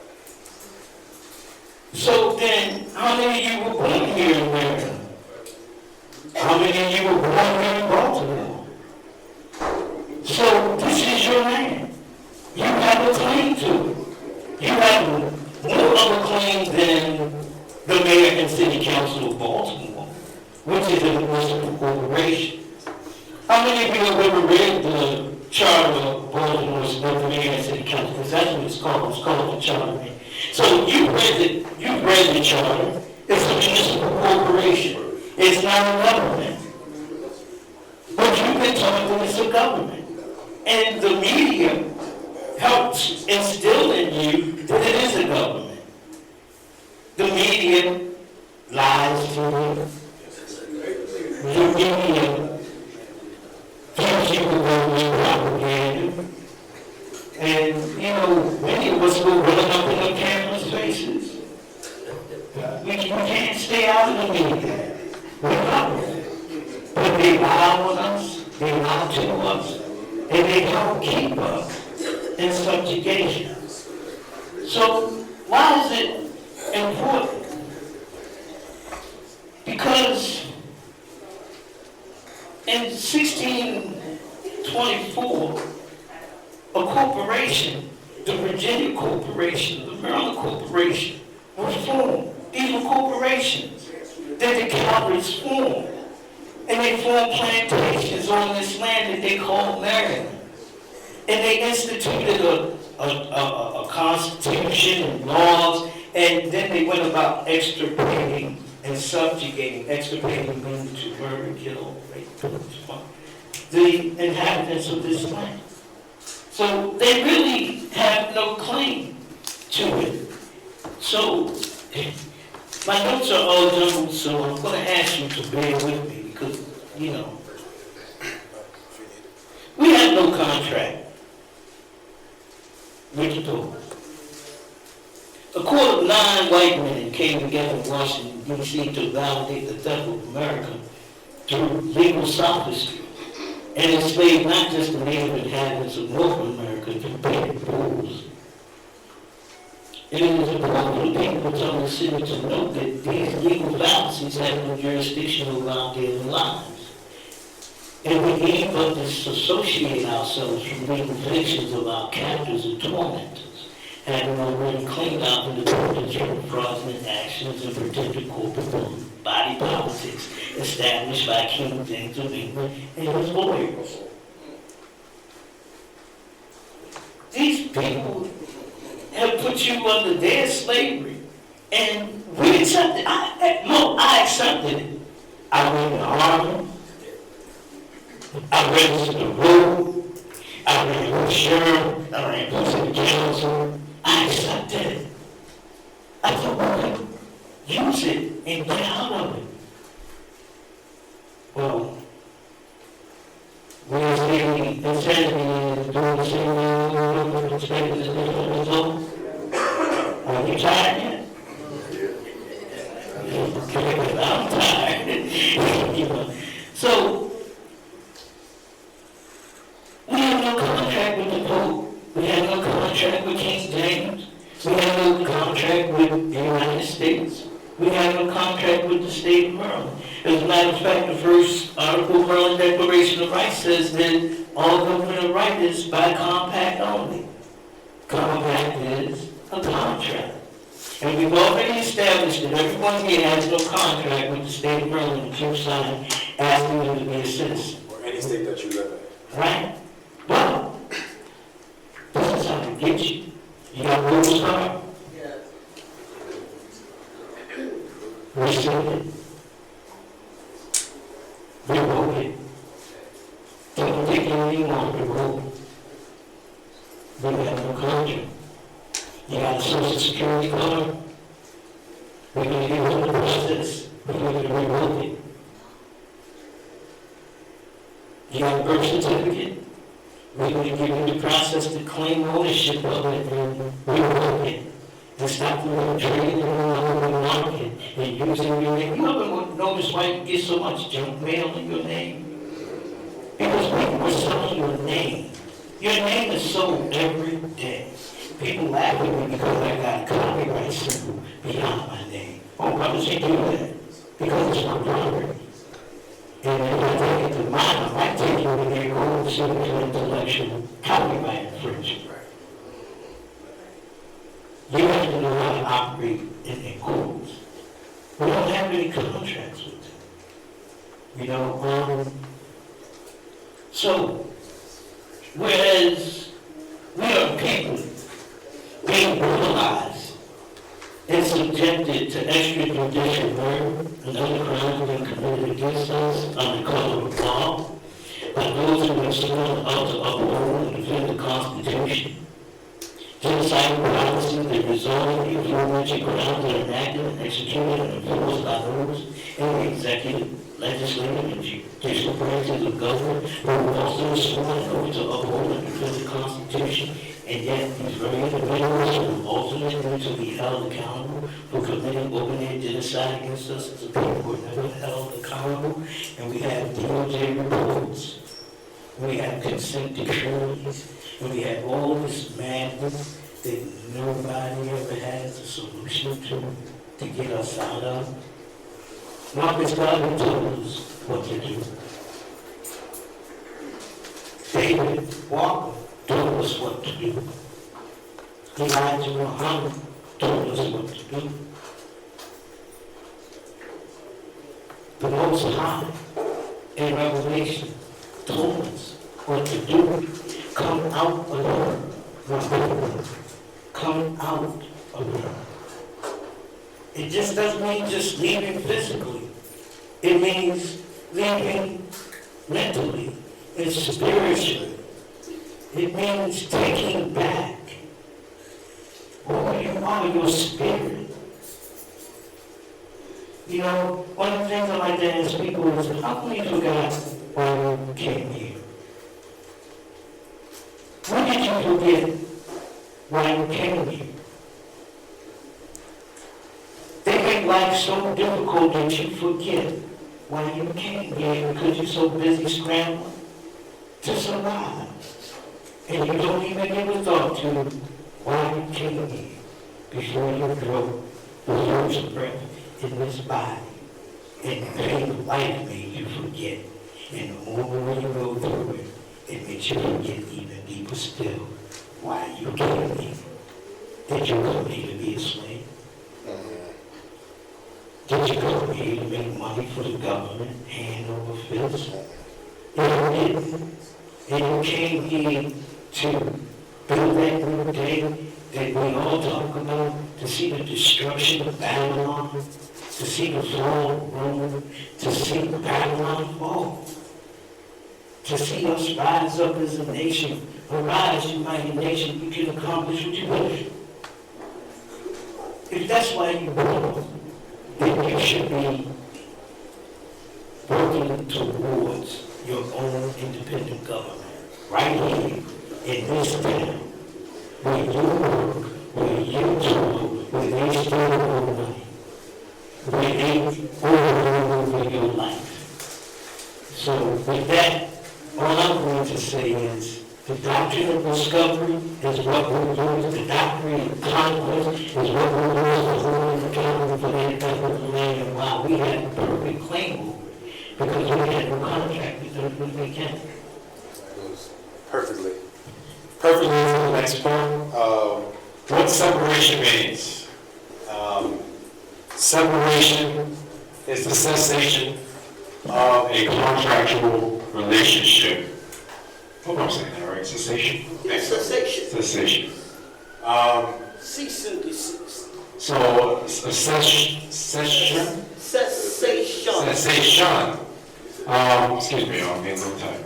Is the relinquishment or transfer of land. Cession. Okay, I'm sorry. Cession is the relinquishment or transfer of land from one nation to another, especially after war, as a part of a price of peace. It's important. Cessation is the fact or process of ending or being brought to an end. So, what does separation mean for us? It means we're ending that contract for one. Contract, nothing more, we all know that. And then, we're coming for our land back. Coming for our land. So when we separate, we're ending the contract, and we're coming back for what is ours, what's due to us.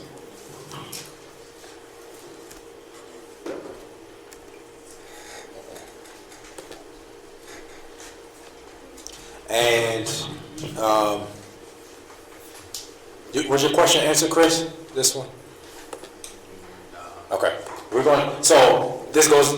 It segues to the next part as well. So once I receive my contracts, what are the next steps to still be able to do business, have jobs, and others? That's one of our things is how are we going to survive without this system that's in place? And the only way to really do that is to create your own system and trade between your own means and create your own contracts and understand those contracts and move, and do business within the power of contracting. Okay, well, I guess my next question on top of that would be, okay, my name is Christopher Priest, right? Mm-hmm. That's my contractual name. Is it a way for me to step out of that persona where I'm taking responsibility for everything that gets done in said name and come from a place? I see what you're saying. But kind of use my straw man for what he's supposed to be used for, so to speak, for real, and not having to come knocking on my door trying to collect taxes and whatnot, because the person that I am, I'm not liable for those taxes. Yeah, the term that I like to utilize for that is called usufruct. It's basically using something that was created for you for your benefit, or to return to its intended beneficiary. And if you understand how to contract, then you will be able to even contract with this so-called federal government without being harmed in your business. Yeah, exactly. It is a way to do this. It's a process. That's what he's. No, because that's honestly. We didn't bring it tonight. Because that's exactly what I'm Yeah. in the process of. Yes. I'm trying to figure out for myself, but it's so hard to figure out on my own. We got you. But one of the things we want to do is we want to step our way out of that. We want to learn how to do it now, but then be able to know how to contract within ourselves and with our own people, with other nations.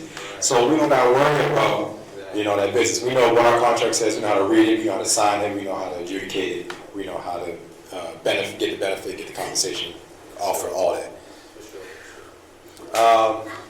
So this is something I'm supposed to do real quick. And this is In Baltimore City, we have a bunch of groups out here that promote black consciousness and black liberation, if you want to call it that.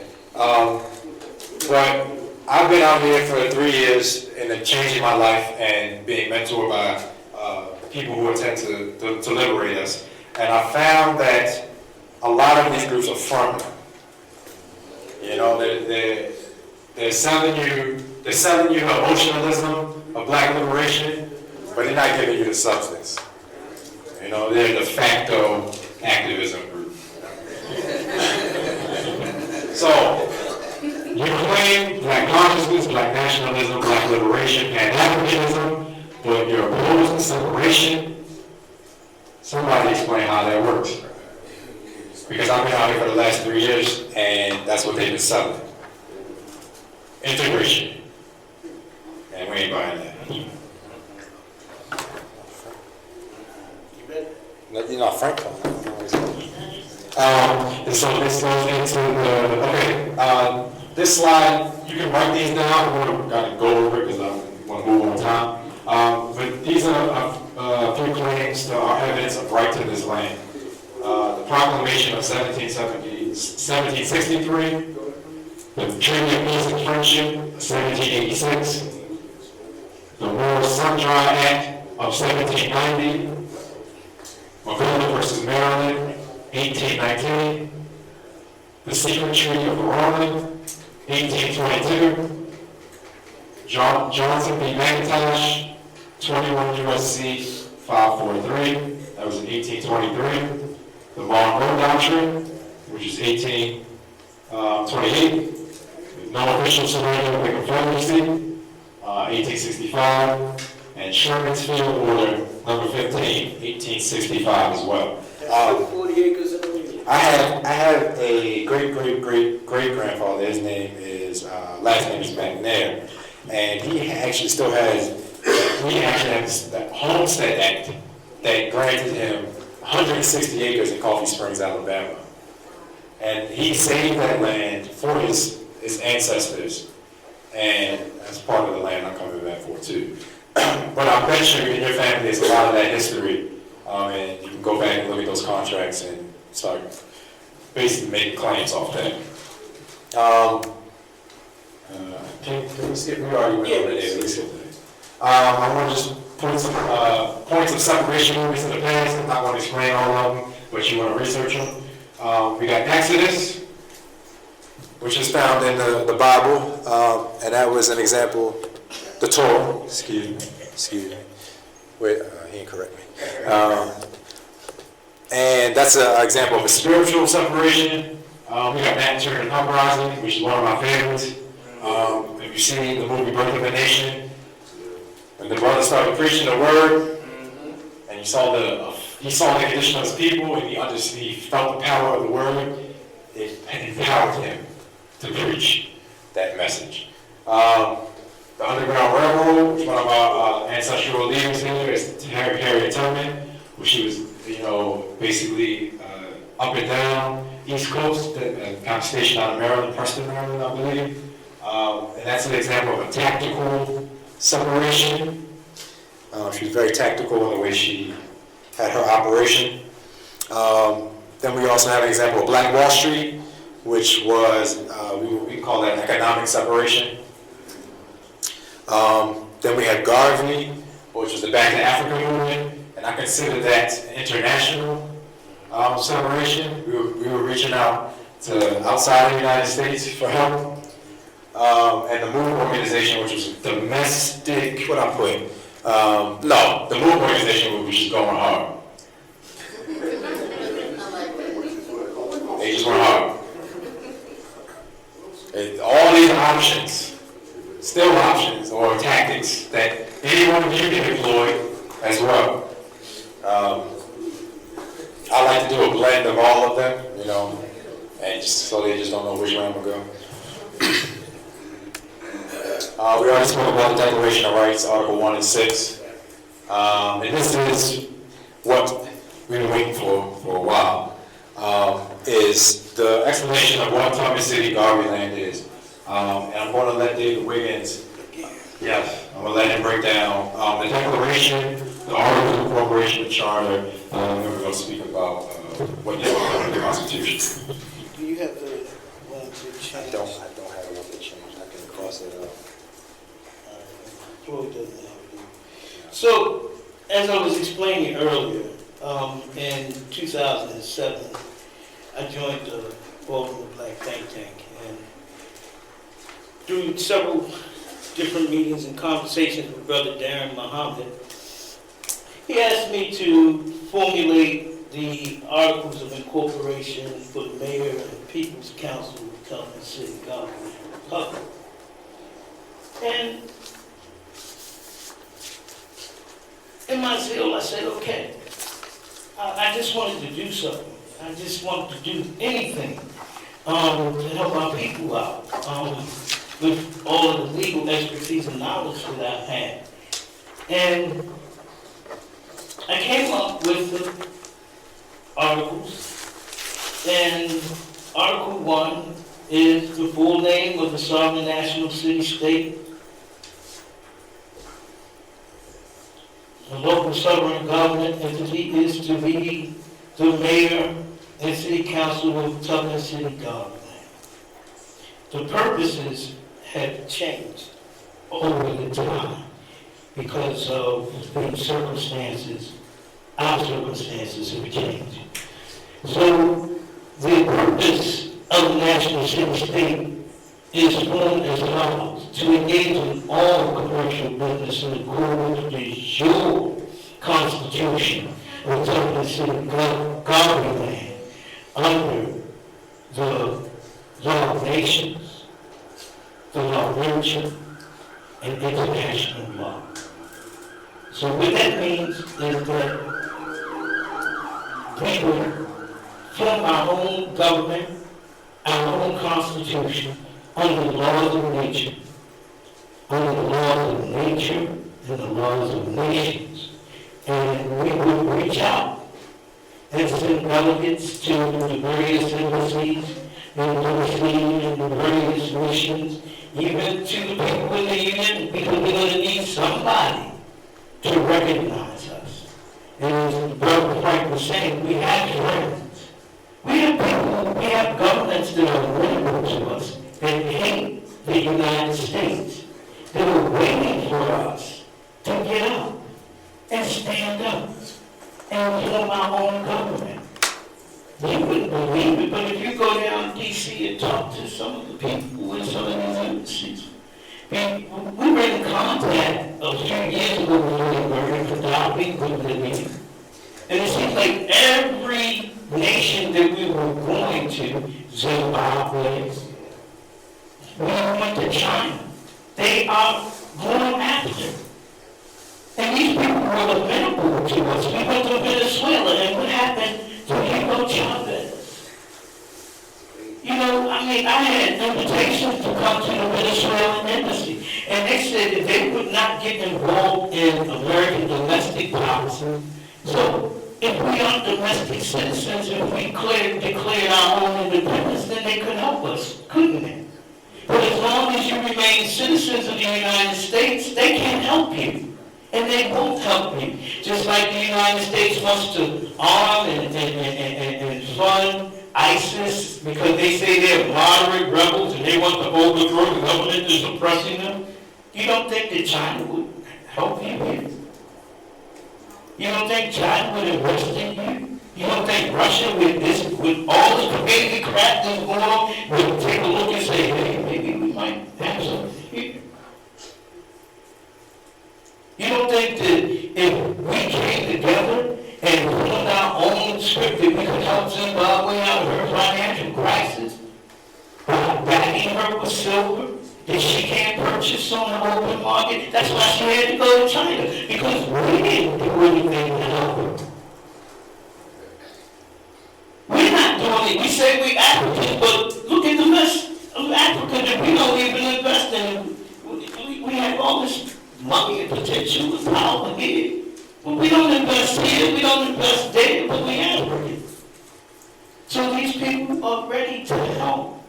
You just have to have people that are willing to go to the UN. I've been invited to speak with the foreign minister of Iran. I didn't go.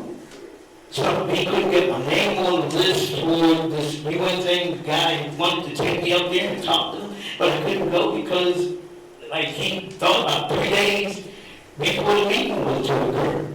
And I was like, okay. But I still have an open invitation. Look, I don't have a government. I don't have a government. We need a government so I can go and talk to these people who are willing to help us. They're willing. They're willing to help us out of this madness. But we have to first institute a government and be willing to institute a government of our own and not be afraid of the consequences. See, me personally, I have nothing to lose.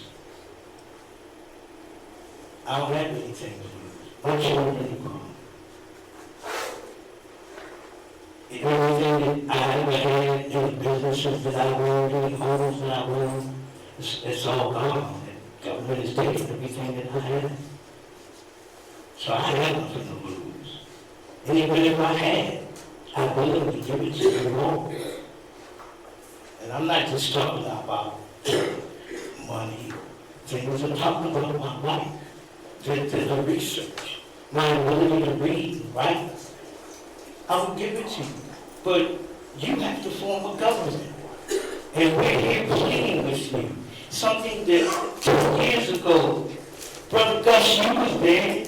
You was there, brother, when brother asked me to do it. And it's been sitting for 10 years. 10 years. And it took these young men right here to bring you all together. Because I couldn't do it. So the time must be right. The time must be right.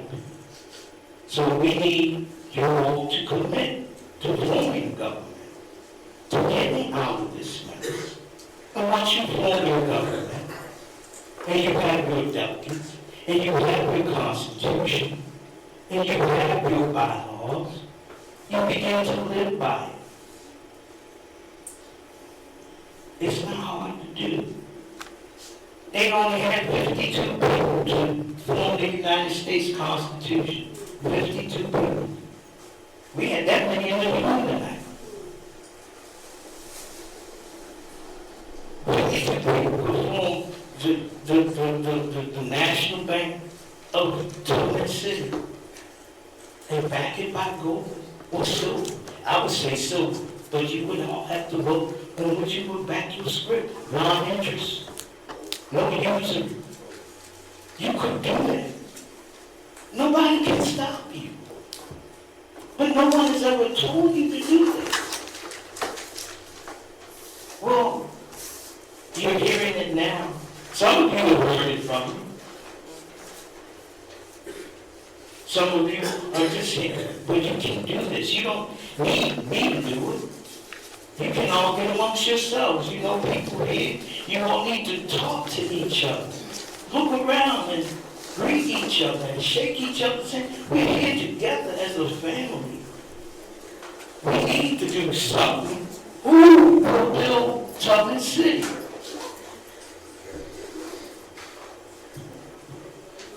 I raised my hand. I'm here. I'm here. You all have me. So, we understand the call and why it's important for us to build this de jure government for the inhabitants of Tubman City. So, that it concludes the aspect of the Tubman City presentation. This is something that needs to be further down the line as well. It's a building, so all of that won't be discussed tonight.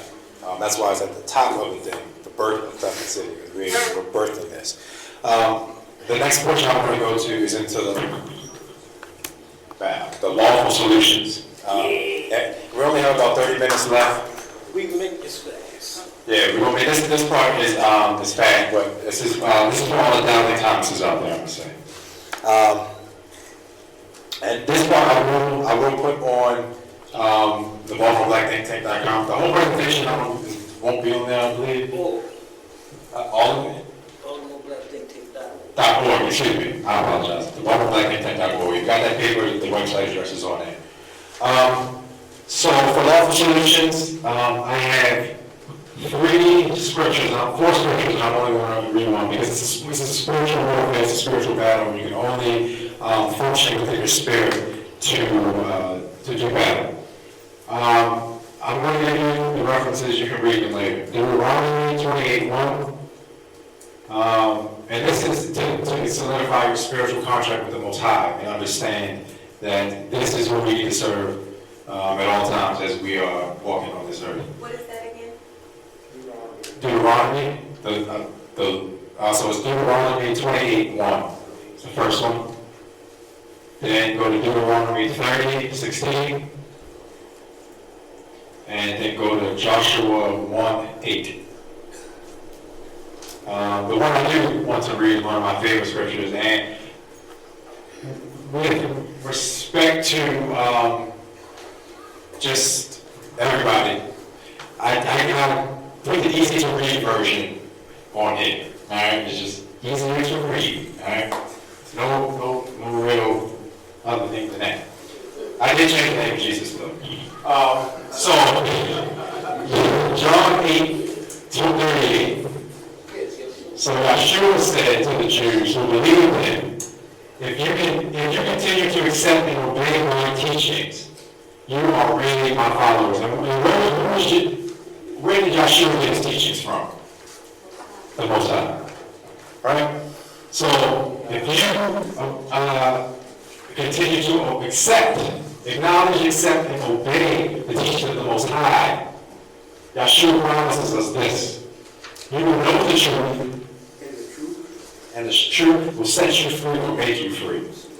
Until I believe that I was not effective in anything I did against the United States corporation.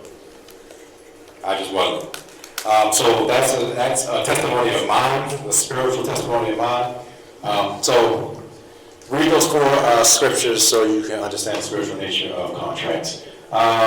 These are going to be a few maxims of laws that I gave you earlier, and this is things that you need to look at, study, and understand to make a claim to on the fraud, to basically void the contract. Once a fraud, always a fraud. All things from the beginning cannot be made valid by a subsequent act. A thing void at the beginning does not become valid by a lapse of time. Time cannot render valid an act void in its origin. So you're 35 at this point, 40, 50, 60. Your age does not matter. That contract was void from your birth, from its inception. Any fraud amounts to injustice. Any fraud. I'm not going to say the Latin. I'm going to just read the English. So a fraud and justice never dwell together. Can't exist. Can't exist. So the court system is a fraud. They can never produce justice. It's just not. It's not possible. The last one is what is otherwise good and just, if sought by force or by fraud, becomes bad and unjust. That's clear. We see that from the United States Corporation. Let's go to the next one. Yeah, this is the case. Everything in court is a fraud. I'm skip that actually. This will be on. Yeah, I went over all this. I do want to get to this point that all lawyers are liars. Every single one of them. I don't care if you're young, your mother, your stepmother, she may be lying. All lawyers are lying. So, Luke 11, verse 52 is the King James Version. The Torah says, "Woe unto you, lawyers, for ye have taken away the key of knowledge. Ye entered not in yourselves, and them that were entertaining entering in ye hindereth. Basically, the Lord know the truth. Take it right away from you. Well, most of the Lord know the truth. They take it away from you. Or those that hire the Lord know the truth. They take it away from you and don't give you the keys. That's why most people that get lawyers don't get free.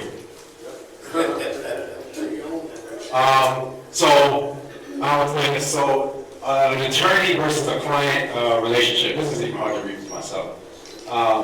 But once you assign an attorney and you become a client is a ward of the court. And you know what a ward is? It's a person, a minor, who is under the guardian's charge of protection, and then also incompetent. You can't make a decision for yourself. Infants and persons of unsound mind. That's a word of the court. One of my monikers and my MOs is I'm a sound mind. I'm a sound mind. God gave me that.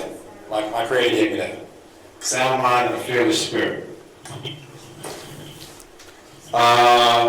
The judge works for the state, the prosecutor works for the state, the police and the witnesses work for the state. They're all criminals.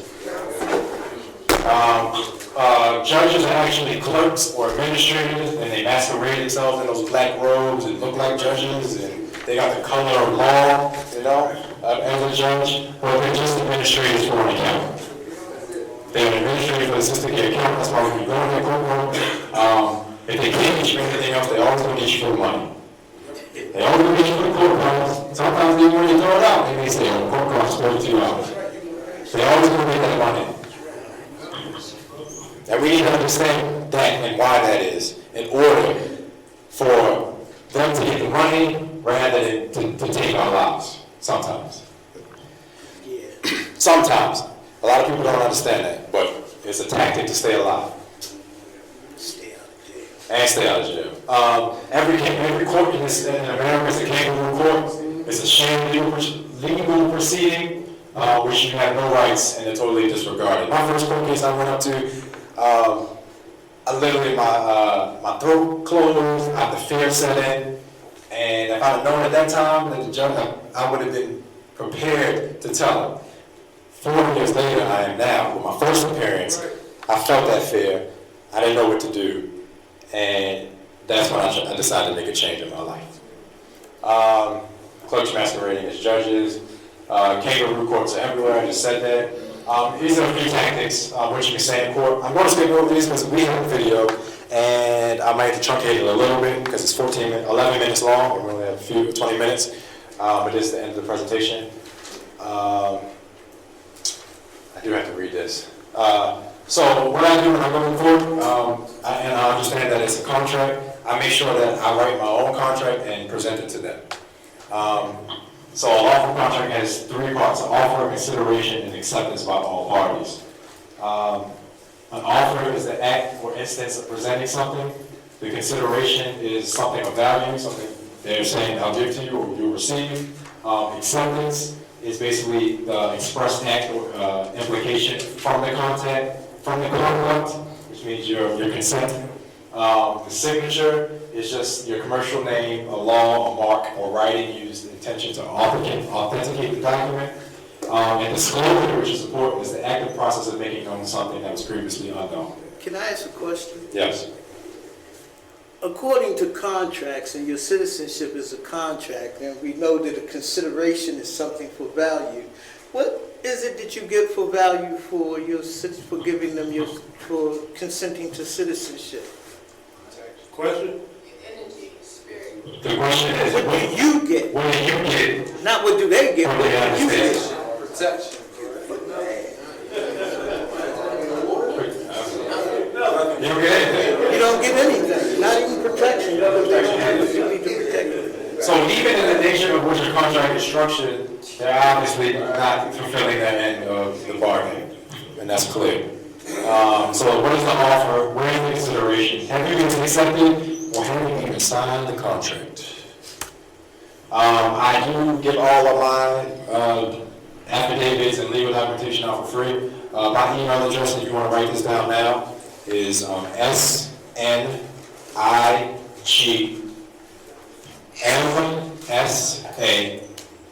So it's all spelled out Snake MSA. Don't judge me. I was like 11, so I'm not changing it. Can you repeat that? SNIGMSA, which is my initials, Maurice Sewell Ashby.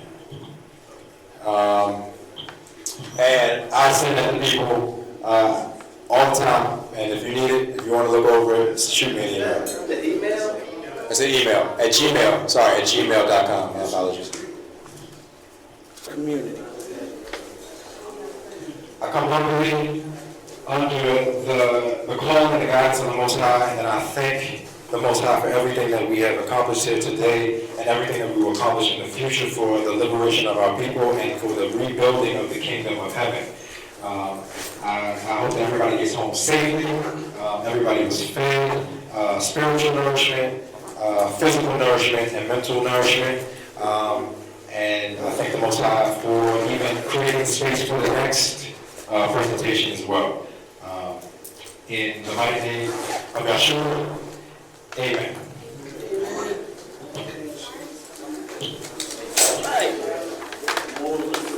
You already know I've been knowing this shit for a long time, man, and I kinda, they know my life, man. My life is hella busy now.